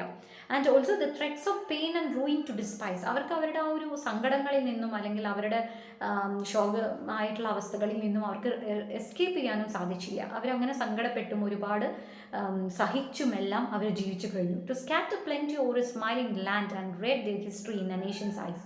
ഇനി അവരിലുള്ള കഴിവുകൾ, അവരിലെ ടാലൻസ് മറ്റുള്ളവരിലേക്ക് പകരാനോ അല്ലെങ്കിൽ നാടിന് വേണ്ടി എന്തെങ്കിലുമൊക്കെ ചെയ്യാനോ, ഓക്കെ, മറ്റുള്ളവരിലേക്ക് അവരുടെ ആ ഒരു നല്ലൊരു കാലിബർ മറ്റുള്ളവരുമായി പങ്കിടാനൊന്നും അവർക്ക് സാധിച്ചില്ല. അതുകൊണ്ട് തന്നെ അവരുടെ ഹിസ്റ്ററി അവരെ ഒരു ചരിത്രത്തിലും രേഖപ്പെടുത്തിയില്ല. ചരിത്രങ്ങൾ എഴുതിയപ്പോഴും ചരിത്രത്തിൽ ആരും ആവാതെ അവരെല്ലാം മാഞ്ഞുപോയി. Their lot forbade, no circumscribed alone, their growing virtues but their crimes confined, forbade to wade through slaughter to a throne and shut the gates of mercy on mankind. അപ്പോൾ ഇതുവരെയും അവരാരും ആവാൻ കഴിഞ്ഞില്ല എന്നൊക്കെ അദ്ദേഹം പറഞ്ഞു. പക്ഷെ ഇപ്പം അദ്ദേഹം പറയുന്നത് വളരെ പോസിറ്റീവായിട്ടുള്ളൊരു കാര്യമാണ്. Just because of their poverty they were not able to gain knowledge അല്ലേ. പോവർട്ടി കാരണം അവർക്ക് നോളജ് അല്ലെങ്കിൽ അറിവ് നേടാൻ പറ്റിയില്ല. ബട്ട് ഹി സേസ് ദാറ്റ് അവർക്ക് അവരുടെ വെർച്യു ഡെവലപ്പ് ചെയ്യാൻ സാധിച്ചില്ല അല്ലെങ്കിൽ അവരുടെ നോളേജ് ഗെയിൻ ചെയ്യാൻ സാധിച്ചില്ല എന്നതോടൊപ്പം വളരെ നല്ലൊരു കാര്യമുണ്ട്. എന്താ? They were kept away from doing crimes. അവരൊരിക്കലും ഒരു രീതിയിലുള്ള കുറ്റകൃത്യങ്ങളും ചെയ്യാൻ പോയില്ല എന്നുള്ളതാണ് ഒരു നല്ല കാര്യമായിട്ട് അദ്ദേഹം പറയുന്നത്. അപ്പോൾ ബിക്കോസ് ഓഫ് ദിയർ പോവർട്ടി, അവരുടെ ആ ദാരിദ്ര്യം കഷ്ടപ്പാട് കാരണം അവർക്ക് അറിവ് നേടാനോ അതുപോലെ ആരാലും അംഗീകരിക്കപ്പെടാനോ ഒന്നും സാഹചര്യം ഉണ്ടായില്ല. പക്ഷേ അതേ സമയത്ത് തന്നെ അവരിലുണ്ടായ ഒരു നന്മ അല്ലെങ്കിൽ അതുകൊണ്ടുണ്ടായ ഒരു നന്മയായിട്ട് അദ്ദേഹം കരുതുന്നത് അവരൊരു രീതിയിലുള്ള കുറ്റകൃത്യങ്ങളിലും പങ്കെടുത്തിരുന്നില്ല എന്നുള്ളതാണ്. forbade to wade through slaughter to a throne and shut the gates of mercy on mankind. അവർക്കതിനുള്ള സമയം ഉണ്ടായിരുന്നില്ല. ബ്ലഡിൽ കൂടെ അല്ലെങ്കിൽ ചോര നോക്കി നടക്കാനോ മറ്റുള്ള മനുഷ്യരെ കൊല്ലാനോ, ഓക്കെ, രാജാവിനെ കൊന്ന് രാജ്യഭരണം ഏറ്റെടുക്കുന്നതിലേക്കോ അല്ലെങ്കിൽ ബീങ് മേഴ്സിലെസ് നിഷ്കരണമായിട്ടുള്ള പ്രവർത്തികൾ ചെയ്യുന്നതിലേക്കോ ഒന്നും അവർ പോയില്ല. Gates of mercy means being merciless. Okay, അതിലേക്കൊന്നും പോകാനുള്ള സമയം അവർക്കുണ്ടായില്ല. Because they were trying hard or they were doing hard preparing their own life. Okay, they were preparing their own bread for their living. അവരുടെ ജീവിതത്തിലേക്ക് വേണ്ടുന്ന കാര്യങ്ങൾ മാത്രമേ അവർ focus ചെയ്തിരുന്നുള്ളൂ. The struggling pangs of conscious truth to hide, to quench the blushes of ingenious shame, or keep the shrine of luxury and pride with incense kindled at the muse's flame. ഇനി അദ്ദേഹം വീണ്ടും അത് തന്നെ അദ്ദേഹം പറയാണ്. അപ്പോൾ അവരൊരു രീതിയിലുള്ള കുറ്റകൃത്യങ്ങളിലും അവർ പങ്കെടുത്തിരുന്നില്ല എന്നുള്ളത് മാത്രമല്ല, അവരാരാണോ അതേ രീതിയിലാണ് അവർ പെരുമാറിയിരുന്നത്. Means they are truthful to their feelings. അവരുടെ ഫീലിങ്സ്, അവരുടെ ഇമോഷൻസ് അത് അതേ രീതിയിൽ തന്നെ അവർ എക്സ്പ്രസ് ചെയ്തിരുന്നു. അതുകൊണ്ട് തന്നെ അവർക്ക് മറ്റുള്ളവരുടെ മുന്നിലേക്ക് മറച്ചു വെക്കുന്ന രീതിയിൽ അല്ലെങ്കിൽ അവരെ നാണം കെടുത്തുന്ന രീതിയിലൊന്നും അവർക്കുണ്ടായിരുന്നില്ല. അതിന് മറ്റൊരു കാര്യം എന്താ? Or keep the shrine of luxury and pride. മറ്റുള്ള ആളുകളും, okay, ambitious men, they will be trying to luxury and pride, സുഖഭോഗ വസ്തുക്കൾ അന്വേഷിച്ചുകൊണ്ട് നടക്കുകയായിരിക്കും. പക്ഷെ ഇവരൊരിക്കലും ഇത്തരം സുഖഭോഗ വസ്തുക്കൾക്ക് വേണ്ടിയിട്ടോ അല്ലെങ്കിൽ വലിയ പവർ ലഭിക്കുന്നതിന് വേണ്ടിയോ അവർ അതിനെ പിന്നാലെ ഓടാൻ ശ്രമിച്ചില്ല. അതുകൊണ്ട് തന്നെ അവരുടെ ജീവിതത്തിൽ ഒരിക്കലും ഈ രീതിയിലുള്ള ഒരു നാണക്കേടുകളൊന്നും അവരുടെ ജീവിതത്തിൽ വന്നതുമില്ല. Far from the madding crowd's ignoble strife, their sober wishes never learned to stray. Along the cool sequestered wheel of life, they kept the noiseless tenor of their way. അപ്പോൾ ഇവർ വളരെയധികം ദൂരെ കിടക്കുന്നത് ആരിൽ നിന്നും? Far from the madding crowd എന്നാണ് പറയുന്നത്. Madding crowd means എന്താ? ഹോയിസ്റ്റി മേക്കിംഗ് നോയ്സി മോബ്. അതായത് ഇപ്പോൾ ടൗണിലൊക്കെ ജീവിക്കുന്ന മനുഷ്യരെന്ന് പറയുമ്പോൾ അവർ എന്തിനൊക്കെയോ വേണ്ടി ദിവസവും ഓടിക്കൊണ്ടേയിരിക്കുകയാണ്. അത്തരം ആളുകളിൽ നിന്നും എത്രയോ ദൂരെയാണ് ഈ വില്ലേജ് മെൻ അവർ ജീവിക്കുന്നത്. സാധാരണ ഗ്രാമങ്ങളിലാണ് ഇവർ ജീവിക്കുന്നത്. അതുകൊണ്ട് തന്നെ ഫാർ ഫ്രം മാഡിങ് ക്രൗഡ് എന്നുള്ള ആ ഒരു ഫ്രേസ് പിന്നീട് തോമസ് ഹാർഡി അദ്ദേഹത്തിൻ്റെ ഒരു നോവലിൽ യൂസ് ചെയ്തിട്ടുണ്ട്. ഓക്കെ, അതൊന്ന് ഓർത്ത് വെക്കാം. ചിലപ്പോൾ എങ്ങാനും ചോദിക്കാം തോമസ് ഗ്രേയുടെ ഈ ഒരു പോം അതിൽ നിന്ന് എടുത്ത ഈ ഒരു phrase far from the madding crowd എന്നുള്ളത് തോമസ് ഹാർഡി അദ്ദേഹത്തിൻ്റെ ഒരു നോവലിന് അദ്ദേഹം ഈ ഒരു ഫ്രേസ് യൂസ് ചെയ്തിട്ടുണ്ട്. ഓക്കെ, സോ ഇത്തരം ഈ ഒരു മാഡിങ് ക്രൗഡ് അല്ലെങ്കിൽ ഇത്തരം നോയ്സി പീപ്പിൾ, അത്തരം ആളുകളിൽ നിന്നും ഒരുപാട് ദൂരെയാണ് ഇവർ കഴിയുന്നത് എന്നുള്ളത് കൊണ്ട് തന്നെ ഇവരുടെ ജീവിതം വളരെ ശാന്തമായിട്ടും സമാധാനമായിട്ടുമാണ് പോയത്. അവിടെ ഒരിക്കലും ഒരു നോയ്സ് അല്ലെങ്കിൽ ഒരു ഭയാനകമായിട്ടുള്ള ശബ്ദങ്ങളൊന്നും അവരുടെ ജീവിതത്തിൽ ഉണ്ടായില്ല. Yet, even these bones from insult to protect, some frail memorial still erected nigh, with uncouth rhymes and shapeless sculpture decked, implores a passing tribute of a sigh. അദ്ദേഹം പറയുന്നു, ഇങ്ങനെയൊക്കെ ആണെങ്കിലും, ഇത്രയും പാവങ്ങളൊക്കെ ആണെങ്കിലും അവർ മരിച്ചപ്പോഴും അവരുടെ ശവകുടീരത്തിലും ഇതുപോലെ ചെറുതായിട്ട് അവരുടെ ശവകുടീരത്തിനടുത്ത് ചെറുതായിട്ടുള്ള ഒരു ഫ്രെയിൽ മെമ്മോറിയൽ, സാധാരണ വളരെ മോശം രീതിയിൽ കെട്ടിപ്പടുക്കിയ മെമ്മോറിയൽസ് നമുക്ക് കാണാൻ സാധിക്കും. ദേ വർ സ്റ്റിൽ ഇറക്റ്റഡ് നൈ വിത്ത് അൺകോത്ത് റൈംസ്, അതിന് മുകളിൽ അൺകോത്ത് റൈംസ് ആൻഡ് ഷേപ്പ്ലെസ് സ്കൾപ്ചർ. അതിന് പ്രത്യേകിച്ച് ഒരു വലിയൊരു വ്യക്തിയെ കൊണ്ട് മാർബിളിൽ കൊത്തിയെടുപ്പിച്ചിട്ടുള്ള സ്കൾപ്ചേഴ്സ് ഒന്നും അവിടെ കാണില്ല. ദേ വർ ഷേപ്പ്ലെസ്, ഒട്ടും ഷേപ്പൊന്നും ഇല്ലാത്ത ഒട്ടും വളരെ മോശമായ രീതിയിലുള്ള മെമ്മോറിയൽസ് തന്നെയാണ് ഇവിടെ കാണുന്നത്. With uncouth rhymes. Uncouth means what? Unpolished, അല്ലെങ്കിൽ ഒട്ടും ഗ്രേസ്ഫുൾ അല്ലാത്ത റൈംസ് ഒക്കെ കോട്ട് ചെയ്തുകൊണ്ടുള്ള ഒരു മെമ്മോറിയലാണ്. ഫ്രെയിൽ മെമ്മോറിയൽ, സിമ്പിൾ മെമ്മോറിയൽസ് ആണ് ഇവരുടെ ഗ്രേവിൽ നമുക്ക് കാണാൻ സാധിക്കുന്നത്. Implores a passing tribute of a sigh. പക്ഷേ ഇത്തരം ഫ്രെയിൽ മെമ്മോറിയൽസ് ആണെങ്കിലും സാധാരണ ആളുകൾ ഇതിന് അടുത്ത് കൂടെ പോകുന്ന സമയത്ത് ഈ മെമ്മോറിയൽസ് നോക്കാനും അവരെക്കുറിച്ച് ഓർക്കാനും അല്ലെങ്കിൽ അവർക്ക് ഒരു ട്രിബ്യൂട്ട് ഏൽക്കാനും സാധ്യത ഒരുക്കുന്നുണ്ട് എന്നുള്ളതാണ്. കാരണം ഇവിടെ തന്നെ നമുക്കറിയാം ഈ ഒരു ഗ്രേവ് യാർഡിലെ ഈ ഒരു ഇത്രയും ഗ്രേവ്സ് അവിടെ നമുക്ക് ഇപ്പോൾ ഈ പറഞ്ഞതിൽ നിന്ന് തന്നെ മനസ്സിലായി അവിടെ ഒട്ടും അട്രാക്റ്റീവ് ആയിട്ടുള്ള ഒരു മാഗ്നിഫിഷ്യൻ മോണുമെൻറ്റ് ഇതൊന്നുമില്ല. സാധാരണ ആളുകളുടെ ശവകുടീരങ്ങളാണ് അവിടെ കാണുന്നത്. അപ്പോൾ അവിടെ വലുതായിട്ടുള്ള സ്റ്റാച്യൂസ് അല്ലെങ്കിൽ എന്താ ആനിമേറ്റഡ് ബസ്റ്റ് അല്ലെങ്കിൽ അങ്ങനെ ഒരു ഓർണമെൻ്റൽ കണ്ടെയ്നേഴ്സ് ഒന്നുമില്ല. എന്നിട്ടും ഇവിടെ തോമസ് ഗ്രേ പോലെയുള്ള ഒരു വ്യക്തി അവിടെ നിന്ന് കുറച്ച് സമയം അവരെക്കുറിച്ച് ഓർക്കുകയാണ്.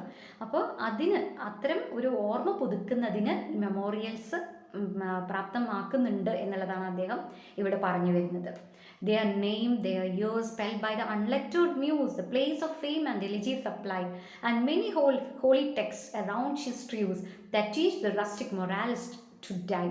ഇനി അദ്ദേഹം പറയുന്നത് ഇവർ മരിച്ചു കിടക്കുന്ന ഈ സ്ഥലങ്ങളിലെ ഈ ഫ്രെയിൽ മെമ്മോറിയൽസ്, അതിന് മുകളിൽ കെട്ടിപ്പടക്കിയിരിക്കുന്ന ആ ചെറിയ ശവക്കല്ലറ, അതിന് മുകളിൽ എഴുതിയിരിക്കുന്ന അവരുടെ പേരും അതുപോലെ അവരുടെ ഇയേഴ്സ് എന്ന് പറയുമ്പോൾ ഇയർ ഓഫ് ബർത്ത് അതുപോലെ ഇയർ ഓഫ് ഡെത്ത് അതെല്ലാം അതിൽ മാർക്ക് ചെയ്തിട്ടുണ്ട് ആ മെമ്മോറിയൽസിൽ. അതിൽ പലപ്പോഴും ദേ ആർ അൺലെറ്റേർഡ് മീൻസ് എന്താ? അതിൽ ഒരുപാട് സ്പെല്ലിംഗ് എറേഴ്സ് ഉണ്ട് എന്നാണ് പറയുന്നത്. അതായത് ഇല്ലിറ്ററേറ്റ് ആയിട്ടുള്ള അറിവില്ലാത്ത ആരോ സാധാരണ വ്യക്തികൾ തന്നെയാണ് ഇവരുടെ കല്ലറയ്ക്ക് മുകളിൽ ഇതെല്ലാം എഴുതി വെച്ചിരിക്കുന്നത്. ആൻഡ് അതിന് മുകളിൽ മറ്റൊരു കാര്യം കൂടി ഉണ്ട്. ഹോളി ടെക്സ്റ്റ് എന്ന് പറയുമ്പോൾ എന്താ? ബൈബിളിലുള്ള ചില കോഡ്സ് എല്ലാം അവിടെ എഴുതി കാണാം.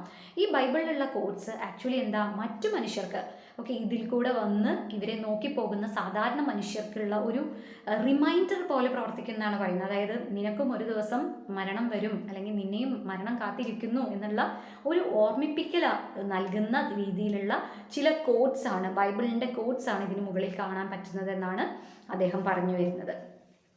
For who to dump forgetfulness at prey, This pleasing anxious being ever resigned left the warm precincts of the cheerful day, no cast one launching lingering look behind. ഇനി അദ്ദേഹം പറയുകയാണ്, നമുക്ക് ആർക്കും ആക്ച്വലി ഇങ്ങനെ മരിക്കാൻ ഇഷ്ടമുള്ളത്? ആർക്കും തന്നെ അത്ര മരിക്കാൻ ഇഷ്ടമില്ല അല്ലേ? കാരണം നമ്മളുടേതായിട്ടുള്ള ഒരു പ്ലീസിങ് എൻവിറോൺമെൻറ്റ്, നമ്മൾ വളരെ ആങ്ഷ്യസ് ആയിട്ട് നമ്മൾ ജീവിച്ചു കൊണ്ടുപോവുകയാണ്. ഈ ഒരു warm environment, warm precinct means warm environment, പരിസരം. അപ്പോൾ ഈ ഒരു വാം എൻവിറോൺമെൻ്റ് ഒക്കെ വിട്ട് മരിച്ചു പോകാൻ നമ്മൾ ആരും ആഗ്രഹിക്കുന്നില്ല. ഇനി മരിച്ചു പോയി കഴിഞ്ഞാലും എല്ലാവരും എന്താ ഒരു നാൾ എല്ലാവരാലും മറക്കും അല്ലേ? എല്ലാവരും നമ്മളെ മറന്നു പോകുന്ന സമയത്ത് നമ്മളാൽ ചെയ്ത എന്തെങ്കിലും ഒരു കാര്യം, അല്ലെങ്കിൽ നമ്മളെക്കുറിച്ച് എന്താണ് മറ്റുള്ളവർക്ക് ബാക്കി വെച്ചിരിക്കുന്നത്, എന്താണ് ഓർക്കാൻ ഉള്ളത് എന്നുള്ളതിനെ കുറിച്ച് നമ്മളെല്ലാവരും ചിന്തിക്കുന്നതാണ്. On some fond breast the parting soul relies, some pious drops the closing eye requires. Even from the tomb the voice of nature cries, even in our ashes leave their wonted fires. ഇവിടെ അദ്ദേഹം പറയുന്നത്, മരിച്ചു പോയുന്ന ഓരോ വ്യക്തിയും മരിക്കുന്ന സമയത്ത് ഓരോ വ്യക്തിയും അവൻ്റേതായിട്ടുള്ള ഒരു അടുത്ത മിത്രത്തെ, അല്ലെങ്കിൽ ഒരു ഫോൺ ബ്രസ്റ്റ് എന്നുള്ളത് ഉദ്ദേശിക്കുന്ന അത്രയും അടുപ്പമുള്ള ഒരു വ്യക്തിയെ ഡിപ്പെൻഡ് ചെയ്യുന്നുണ്ട്. കാരണം എന്തിനു വേണ്ടിയിട്ടാണ്? Some pious drops closing eye requires. ഒരു റിലീജിയസ് മാൻ, ഒരു pious man need to close his eyes. മരിച്ച സമയത്ത് അവൻ്റെ കണ്ണടയ്ക്കുന്നതിന് വേണ്ടിയിട്ട് അല്ലേ? And even from the tomb the voice of nature cries, even in our ashes leave their wounded fires. ഇവിടെ wounded fires എന്നുള്ളത് ആക്ച്വലി accustomed passion, ഓക്കെ, അതായത് നമ്മളിലെ emotion അല്ലെങ്കിൽ നമ്മളിലെ ആ ഒരു അഭിനിവേശം പലപ്പോഴും കെട്ടടങ്ങാതെ ആയിരിക്കും നമ്മൾ മരിച്ചു പോകുന്നത്. സോ ആ അഭിനിവേശം അല്ലെങ്കിൽ ആ ഒരു പാഷൻ, അത് നമ്മൾ മരിച്ചു കഴിയുമ്പോൾ നമ്മളിലെ ആഷസിൽ അല്ലെങ്കിൽ നമ്മളിലെ ആ റിമെയിൻസിൽ അത് ബാക്കി നിൽക്കും, അത് നിലനിൽക്കും എന്നാണ് അദ്ദേഹം പറയുന്നത്. For thee, who mindful of the unordered dead, durst in these lines their artless tale relate, if chance by lonely contemplation led, some kindred spirit shall inquire thy fate. ഇനി അദ്ദേഹം പറയുന്നു for thee. ഇവിടെ അദ്ദേഹത്തോട് തന്നെയാണ് പറയുന്നത്, for you. Okay, അദ്ദേഹത്തോട് തന്നെ പറയുകയാണ്, for you who mindful of the unhonored dead. They who remain unhonored here? Yes, the rude forefathers, okay, the rustic forefathers, they remain unhonored. അവരെ ആരും അപ്രീഷിയേറ്റ് ചെയ്തിട്ടില്ല, അവരെ ആരും റെക്കഗ്നൈസ് ചെയ്തിട്ടില്ല. അതിനെക്കുറിച്ച് ഇപ്പോൾ അവെയറാണ്? Thomas grey അവെയറാണ്. അപ്പോൾ അവരെ റെക്കഗ്നൈസ് ചെയ്യണം, അല്ലെങ്കിൽ അവർക്കൊരു ട്രിബ്യൂട്ട് കൊടുക്കണം എന്നുള്ളതാണ് അദ്ദേഹത്തിൻ്റെ ആഗ്രഹം. അതുകൊണ്ടാണ് അദ്ദേഹം ഇങ്ങനെ ഈ വരിയിൽ പറയുന്നത്, for thee who mindful, who is aware of the unhonored dead, durst in these lines their artless tale relate. ഈ വരികൾ ആർക്ക് വേണ്ടിയിട്ടുള്ളതാണ്? ഈ വരികൾ ആക്ച്വലി ഒരു ട്രിബ്യൂട്ടായിട്ട് അദ്ദേഹം അവർക്ക് നൽകുകയാണ്. For those unhonoured, okay, for those unknown forefathers, അവർക്ക് വേണ്ടി അദ്ദേഹം ഇത് നൽകുകയാണ്. If chance by lonely contemplation let some kindred spirit shall inquire thy fate. ഇനി അദ്ദേഹം പറയാണ്, ചിലപ്പോൾ ഇനി ഇതുപോലെ തന്നെ ഭാവിയിൽ അദ്ദേഹത്തിൻ്റെ മരണത്തിന് ശേഷം, തോമസ് ഗ്രേ അദ്ദേഹം തന്നെ പറയുന്നു, അദ്ദേഹത്തിൻ്റെ മരണത്തിന് ശേഷം ഇതുപോലെ അദ്ദേഹത്തെ നോക്കിക്കൊണ്ട് അല്ലെങ്കിൽ അദ്ദേഹത്തെ അന്വേഷിച്ചുകൊണ്ട് ഏതെങ്കിലും passers by, kindred spirit means some passer by, വരാം അദ്ദേഹത്തെ അന്വേഷിച്ച്. ഇങ്ങനെ തോമസ് ഗ്രേ എന്ന ഒരു പോയിറ്റ് ജീവിച്ചിട്ടുണ്ടായിരുന്നു, അദ്ദേഹത്തിൻ്റെ ജീവിതത്തെ അന്വേഷിച്ചുകൊണ്ട് ഒരു വ്യക്തി വരാം. അപ്പോൾ ആ വ്യക്തിയോട് ഒരു ആൾ എന്ത് പറയും എന്നതിനെക്കുറിച്ചാണ് ഇനി നമ്മൾ കാണാൻ പോകുന്നത്. ഓക്കെ, അങ്ങനെ ഒരു വ്യക്തി വരികയാണെങ്കിൽ ആ വ്യക്തിയെ ആരാണ് വെൽക്കം ചെയ്യുക, ആ വ്യക്തിയോട് അദ്ദേഹം എന്തൊക്കെ പറയും എന്നുള്ളതിനെക്കുറിച്ചാണ് ഇനി നമ്മൾ ലൈൻസിൽ കാണാൻ പോകുന്നത്. Happily some hoary headed swain may say. അപ്പം അദ്ദേഹം ഇതെല്ലാം ഇമാജിൻ ചെയ്യുകയാണ് കേട്ടോ. അതായത് അദ്ദേഹം മരിച്ചതിന് ശേഷം അദ്ദേഹത്തിനെ എൻക്വയർ ചെയ്തുകൊണ്ട് അദ്ദേഹം ആരായിരുന്നു എന്നത് അന്വേഷിച്ചുകൊണ്ട് ഒരു പാസർ ബൈ വരികയാണെങ്കിൽ അവിടെ ഒരു some hoary headed swain, hoary headed means grey headed farmer, okay, ഒരു ഗ്രേ ഹെഡഡ് ഫാമർ അവിടെ അദ്ദേഹത്തെ ഈ ഒരു പാസർ ബൈ അവൻ്റെ കൺഫ്യൂഷൻ തീർത്തുകൊണ്ട് അവന് തോമസ് ഗ്രേ ആരാണ്, ഈ പോയറ്റ് ആരാണ് എന്നുള്ളതിനെക്കുറിച്ച് ഇങ്ങനെ പറഞ്ഞു നൽകാം. എന്തൊക്കെ പറയുന്ന ഇതെല്ലാം അദ്ദേഹം ഇമാജിൻ ചെയ്യാണ്. ഈ ഹോറി ഹെഡഡ് സ്വെയിൻ, ആ ഗ്രേ ഹെഡഡ് ഫാമർ ഇങ്ങനെ എല്ലാം പറയും എന്നുള്ളതാണ് ഇനിയുള്ള ലൈൻസിൽ നമ്മൾ കാണുന്നത്. എന്ത് പറയുന്നത്? Oft have we seen him at the peep of dawn, brushing with hasty steps the dew away to meet the sun upon the upland lawn. അപ്പോൾ നമ്മളുടെ ഈ ഒരു നമ്മുടെ പോയറ്റ് തോമസ് ഗ്രേ അദ്ദേഹം ഇതുപോലെ തന്നെ എപ്പോഴും ഇങ്ങനെ സൺസെറ്റ് നോക്കിയും അതുപോലെ സൺറൈസ് നോക്കിയിട്ടും നടക്കുന്ന ഒരു വ്യക്തി ആയിരിക്കാം. അതുകൊണ്ടാണ് അദ്ദേഹം ഇങ്ങനെ പറയുന്നത്, we have seen him at the peep of dawn. ഈ ഗ്രേ ഹെഡഡ് ഫാമർ എന്ത് പറയും? ഞങ്ങൾ കണ്ടിട്ടുണ്ട് ഇങ്ങനൊരു വ്യക്തി എല്ലാ സമയത്തും ഇതുപോലെ ഡോൺ ഓക്കെ, ആ ഒരു സൺസെറ്റിൻ്റെ സമയത്ത് ഇതുപോലെ പെട്ടെന്ന് ഫാസ്റ്റ് സ്റ്റെപ്സ് മീൻസ് ഫാസ്റ്റായിട്ട് നടന്നുകൊണ്ട് ഡ്യൂ കവേർഡ് ഡ്രോപ്സ്, ഓക്കെ, ആ കണങ്ങളുടെ ഇടയിൽ കൂടെ നടന്ന് സൂര്യനെ നോക്കാൻ പോകുന്നതായിട്ട് ഞങ്ങൾ കണ്ടിട്ടുണ്ട്. അതുപോലെ പിന്നെ എന്ത് പറയും, there at the foot of yonder nodding beach that rests its old fantastic roots so high, his listless length at noontide would he stretch and pour upon the brook that babbles by. അപ്പോൾ അദ്ദേഹം പോകാറുള്ള സ്ഥലങ്ങളെ കുറിച്ചാണ് അദ്ദേഹം ഇവിടെ mention ചെയ്യുന്നത്. അപ്പോൾ അദ്ദേഹം സാധാരണ രീതിയിൽ ഇതുപോലെ സൺസെറ്റിൻ്റെ സമയത്ത് അദ്ദേഹം ഇങ്ങനെ ആ ഒരു സൂര്യനെ ക്ലോസ്ലി ഒബ്സർവ് ചെയ്യാൻ വേണ്ടി പോകാറുണ്ട്. അപ്പോൾ അതിനെക്കുറിച്ച് ഈ ഫാമർ അങ്ങോരോട് മെൻഷൻ ചെയ്യാം. അതുപോലെ തന്നെ ഏതൊരു ട്രീ, ബീച്ച് എന്ന് പറയുന്നത് ബീച്ച് ട്രീ ആണ്, ഒരു ഓൾഡ് ബീച്ച് ട്രീ അവിടെ ഉണ്ട്. അപ്പോൾ അതിനടിയിൽ അദ്ദേഹം കുറേ സമയം റെസ്റ്റ് ചെയ്യാറുണ്ടായിരിക്കാം. അപ്പോൾ അതുകൊണ്ടാണ് ഈ ഫാമർ എന്ത് പറയും പാസർ ബൈനോട്, യെസ് ഞങ്ങൾ കണ്ടിട്ടുണ്ട് ആ ഒരു ബീച്ച് ട്രീ, ആ ബീച്ച് ട്രീയുടെ ഓൾഡ് ഫാൻറ്റാസ്റ്റിക് റൂട്ട്സ്, അത്രയും വലിയ റൂട്ട്സ് ആണ്, അതിനടുത്ത് പോയി അദ്ദേഹം റിലാക്സ് ചെയ്യുന്നതായിട്ട് കണ്ടിട്ടുണ്ട്. അതുപോലെ തന്നെ V have seen him steering at the babbling brook. Okay, ആ അരുവി ഇങ്ങനെ ചാടുന്നത്, ആ ചാടുന്നതിലേക്ക് ഇങ്ങനെ വളരെ തുറിച്ചു നോക്കുന്ന അല്ലെങ്കിൽ സ്റ്റാർ ചെയ്യുന്ന പോയിറ്റിനെ കണ്ടിട്ടുണ്ട് എന്നുള്ളത് farmer പറയുമായിരിക്കാം. Hard by yon wood, now smiling as in scorn, muttering his wayward fancies he would rove, now drooping woeful wan like one forlorn, or crazed with care or crossed in hopeless love. അതുപോലെ തന്നെ അദ്ദേഹത്തിൻ്റെ ഫീലിങ്സിനെ കുറിച്ച് ഇങ്ങനെയൊക്കെ പറയും. അതായത് ചില സമയങ്ങളിൽ അദ്ദേഹം ചിരിച്ചുകൊണ്ട് ഇങ്ങനെ നടക്കുന്നത്, ചിരിച്ചുകൊണ്ട് സ്വയം പെറുപെറുത്ത് നടക്കുന്ന കാര്യങ്ങളെക്കുറിച്ചും, അദ്ദേഹത്തിൻ്റെതായിട്ടുള്ള ഒരു ഫാൻസിഫുൾ വേൾഡിൽ അദ്ദേഹം ഇങ്ങനെ എൻജോയ് ചെയ്ത് നടക്കുന്ന കാര്യത്തെക്കുറിച്ചും, അതുപോലെ തിരിച്ചു കിട്ടാത്ത ഏതോ ഒരു സ്നേഹത്തെക്കുറിച്ച് ആലോചിച്ച് വിഷാദമായിട്ടിരിക്കുന്നതിനെ കുറിച്ചുമൊക്കെ ആ ഒരു ഹോപ്പ്ലെസ് ലവ്, ഓക്കെ, അതിനെക്കുറിച്ചുമൊക്കെ ഈ ഒരു ഗ്രേ ഹെഡഡ് ഫാമർ അന്വേഷിച്ച് വരുന്ന അവനോട് പറയാം. One morn I missed him on the customs hill, along the heath and near his favorite tree. Another came, nor yet beside the rill, nor up the lawn, nor at the wood was he. So ഈ അന്വേഷിച്ച് വരുന്ന വ്യക്തിയോട് ഈ farmer, that grey headed farmer ഒരുപാട് കാര്യങ്ങൾ ഇങ്ങനെ പറയും. അതിൻ്റെ കൂട്ടത്തിൽ പിന്നെ അദ്ദേഹം എന്താ പറയുന്നുണ്ടാവും, ഒരു ദിവസം ഞാൻ അദ്ദേഹത്തെ കണ്ടില്ല, സാധാരണയായി വരാറില്ല, കസ്റ്റംഡ് ഹിൽ, സാധാരണയായി അദ്ദേഹം വരാറുള്ള ആ ഒരു മലങ്കുരുവിലോ കുന്നിൻ്റെ പ്രദേശത്തോ, അതുപോലെ തന്നെ ആ favourite tree, beech tree, okay, നേരത്തെ പറഞ്ഞ ബീച്ച് ട്രീ, അതിനടുത്തോ ഒന്നും അദ്ദേഹത്തെ ഞാൻ കണ്ടില്ല.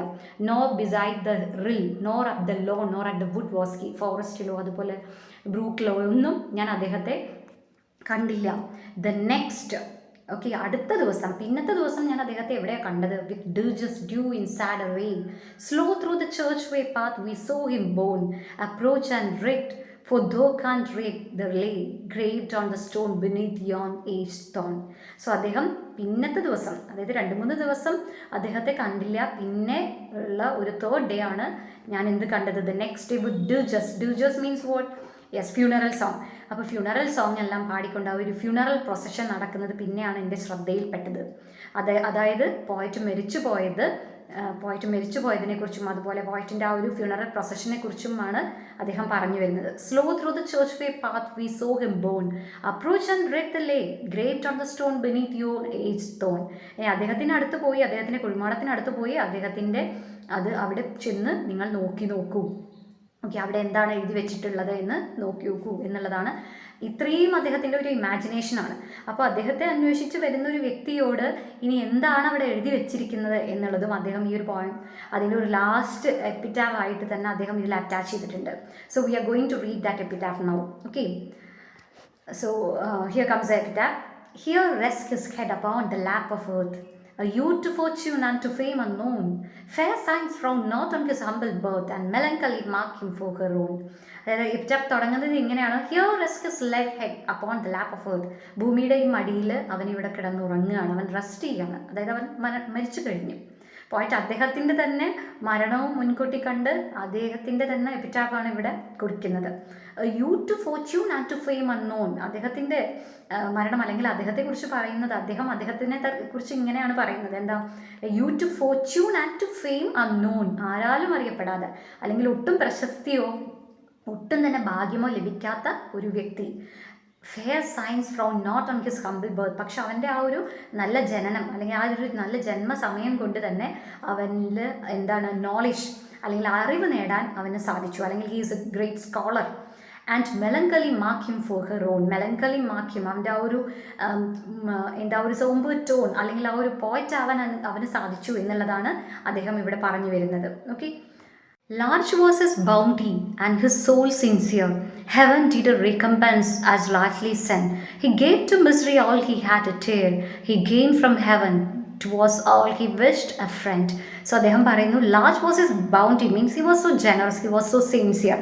ആൻഡ് സോ വാട്ട് ഹാപ്പൻഡ്, അദ്ദേഹം അത്രയും നല്ല ഒരു മനുഷ്യനായതുകൊണ്ട് തന്നെ, അത്രയും സിൻസിയർ ആയിട്ടുള്ള ഒരു വ്യക്തി ആയതുകൊണ്ട് തന്നെ, ജീവിതത്തിൽ തെറ്റുകളൊന്നും ചെയ്യാത്തത് കൊണ്ട് തന്നെ അദ്ദേഹത്തിന് ഒരു ഹെവൻലി ഗിഫ്റ്റ് അല്ലെങ്കിൽ അദ്ദേഹത്തിന് ഒരു വലിയ ഗിഫ്റ്റ് ലഭിച്ചു. And that was all he wished. അദ്ദേഹം അത് മാത്രമേ ആഗ്രഹിച്ചിട്ടുള്ളൂ എന്നും അദ്ദേഹം ഈ ലൈനിൽ സൂചിപ്പിക്കുന്നുണ്ട്. And what was that gift? Yes, a friend. ഒരു നല്ല ഫ്രണ്ടിനെ തനിക്ക് ലഭിച്ചു എന്നുള്ളതാണ് ഈ ഒരു എപ്പിറ്റാഫിൽ അദ്ദേഹം അവസാനം മെൻഷൻ ചെയ്യുന്നത്. സോ നമ്മൾ നേരത്തെ സൂചിപ്പിച്ച അതേ ഫ്രണ്ട് റോബർട്ട് വെസ്റ്റിനെ മെൻഷൻ ചെയ്യുന്ന ഒരു ലൈൻ തന്നെ ആകാം ഇത്. അത്രയും ആ ഫ്രണ്ടിനോടുള്ള ഒരു സ്നേഹം സൂചിപ്പിക്കുന്നതാണ് അദ്ദേഹത്തിൻ്റെ ഒരു എപ്പിറ്റാഫിൽ പോലും ഈ ഒരു പോയറ്റിൽ അദ്ദേഹം മെൻഷൻ ചെയ്യുന്നത്.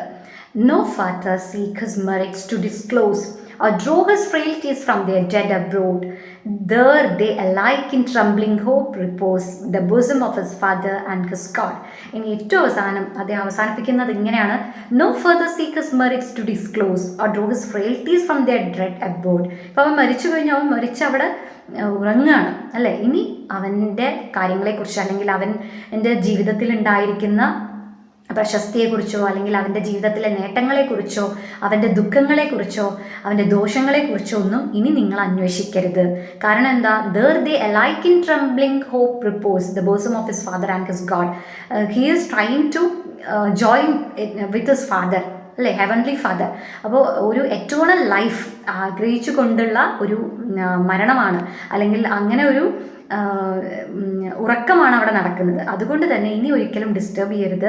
അവൻ്റെ മെറിറ്റ്സിനെ കുറിച്ചോ അല്ലെങ്കിൽ അവൻ്റെ ഡിമെറിറ്റ്സിനെ കുറിച്ചോ അവൻ്റെ ട്രബിൾസിനെ കുറിച്ചും അവൻ്റെ ജീവിതത്തിലെ മറ്റു കാര്യങ്ങളെക്കുറിച്ച് ഇനി ഒരിക്കലും അന്വേഷിക്കരുത്. Okay, because by death he is hoping for a life with God in heaven.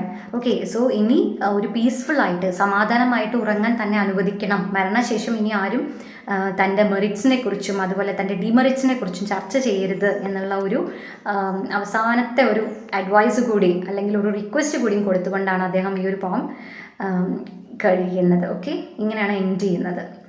So ഇതിൻ്റെ മേജർ തീം എന്ന് പറയുന്നത് ഇത് തന്നെ, ഡെത്ത് ദ ഗ്രേറ്റ് ലെവലർ. മരണം എന്ന് പറയുമ്പോൾ അവിടെ പവർ, വെൽത്ത് അല്ലെങ്കിൽ മറ്റു ഒന്നും, ഹെൽത്ത്, ബ്യൂട്ടി, ഇതൊന്നുമില്ല അല്ലേ. എല്ലാവർക്കും ഒരേപോലെ death is a great leveller എന്നുള്ളതാണ് ഇതിൻ്റെ major theme. Death and its contrast with life. അതുപോലെ മെമെൻറ്റോ മോറി നമ്മൾ നേരത്തെ ഡിസ്കസ് ചെയ്തു, ആ ഒരു ലാറ്റിൻ ഫ്രേസ്. ഓക്കെ, അതായത് you must die one day എന്നുള്ള ആ ഒരു തീമാണ് സജസ്റ്റ് ചെയ്യുന്നത്. And search for enduring values, the difference between social class. അതായത് ഹൈ ക്ലാസ് പീപ്പിൾ എന്ന് പറയുമ്പോൾ അവർ മരിച്ചു കഴിയുമ്പോഴും അവരുടെ മരണത്തെ ആഘോഷിക്കാനും അല്ലെങ്കിൽ അവരുടെ മരണശേഷം അവരെ ഓർമ്മിക്കാൻ വേണ്ടി വലിയ സ്മാരകങ്ങളും പണിയുന്നു. പക്ഷേ സാധാരണ ആളുകൾ എന്ന് പറയുമ്പോൾ ഒരു കഷ്ടപ്പാടുകളിലൂടെ മരിച്ചു പോകുമ്പോൾ ആരും അവരെ അറിയുന്നില്ല എന്ന് മാത്രമല്ല, they remain unnoticed in their life and after death also. മരണത്തിന് ശേഷം അവരവിടെ അൺനോട്ടീസ്ഡ് ആയിട്ട് തന്നെ അവിടെ കിടക്കുകയാണ് ചെയ്യുന്നത്. സോ ഇതിൻ്റെ ഒരു കൺക്ലൂഷൻ എന്ന് പറയുമ്പോൾ it's written in elegiac stanza and structure but discusses about unrecognised common people. ഇതിൻ്റെ മേജർ ആയിട്ടുള്ളൊരു തീം നമ്മളിത് കണ്ട് കഴിയുമ്പോൾ നമുക്ക് മനസ്സിലായിട്ടുണ്ടാവും. ഒരു പ്രത്യേക ഒരു വ്യക്തിയുടെ മരണത്തിൽ അനുശോചനം രേഖപ്പെടുത്തിക്കൊണ്ട് എഴുതുന്നതല്ല. ആക്ച്വലി സാധാരണ ആളുകൾ മരിച്ചു പോകുമ്പോൾ, ഓക്കെ, അൺനോട്ടിസ്ഡ് ആയിട്ട് അല്ലെങ്കിൽ അൺനോൺ ആയി പോകുന്ന സാധാരണ വ്യക്തികളെ ഓർമ്മിച്ചുകൊണ്ട് അവർക്കൊരു ട്രിബ്യൂട്ട് എന്നുള്ള രീതിയിലാണ് അദ്ദേഹം ഈ ഒരു പോയം ഒരുക്കിയിരിക്കുന്നത്. The natural setting and the characters bring the feeling of romantic poem but the structure, use of figures of speech, vocabulary and the genre proclaim it as a classical work. അപ്പോൾ നമുക്ക് ആ transitional poet ആയതുകൊണ്ട് തന്നെ അദ്ദേഹത്തിൻ്റെ poem വായിക്കുമ്പോൾ ഈ രണ്ട് features നമുക്ക് കാണാം. റൊമാൻറ്റിക് പോയട്രിയുടേതായിട്ടുള്ള കുറേ ഫീലിങ്സും അതോടൊപ്പം തന്നെ ഫിഗേഴ്സ് ഓഫ് സ്പീച്ചും ഓക്കെ, അതുപോലെ അതിലെ വൊക്കാബുലറി ഒക്കെ നോക്കുമ്പോൾ ഒരു ന്യൂ ക്ലാസിസം ആ ഒരു ടച്ച് നമുക്ക് ഇതിൽ കാണാവുന്നതാണ്. Okay, hope this is clear to you. Thank U.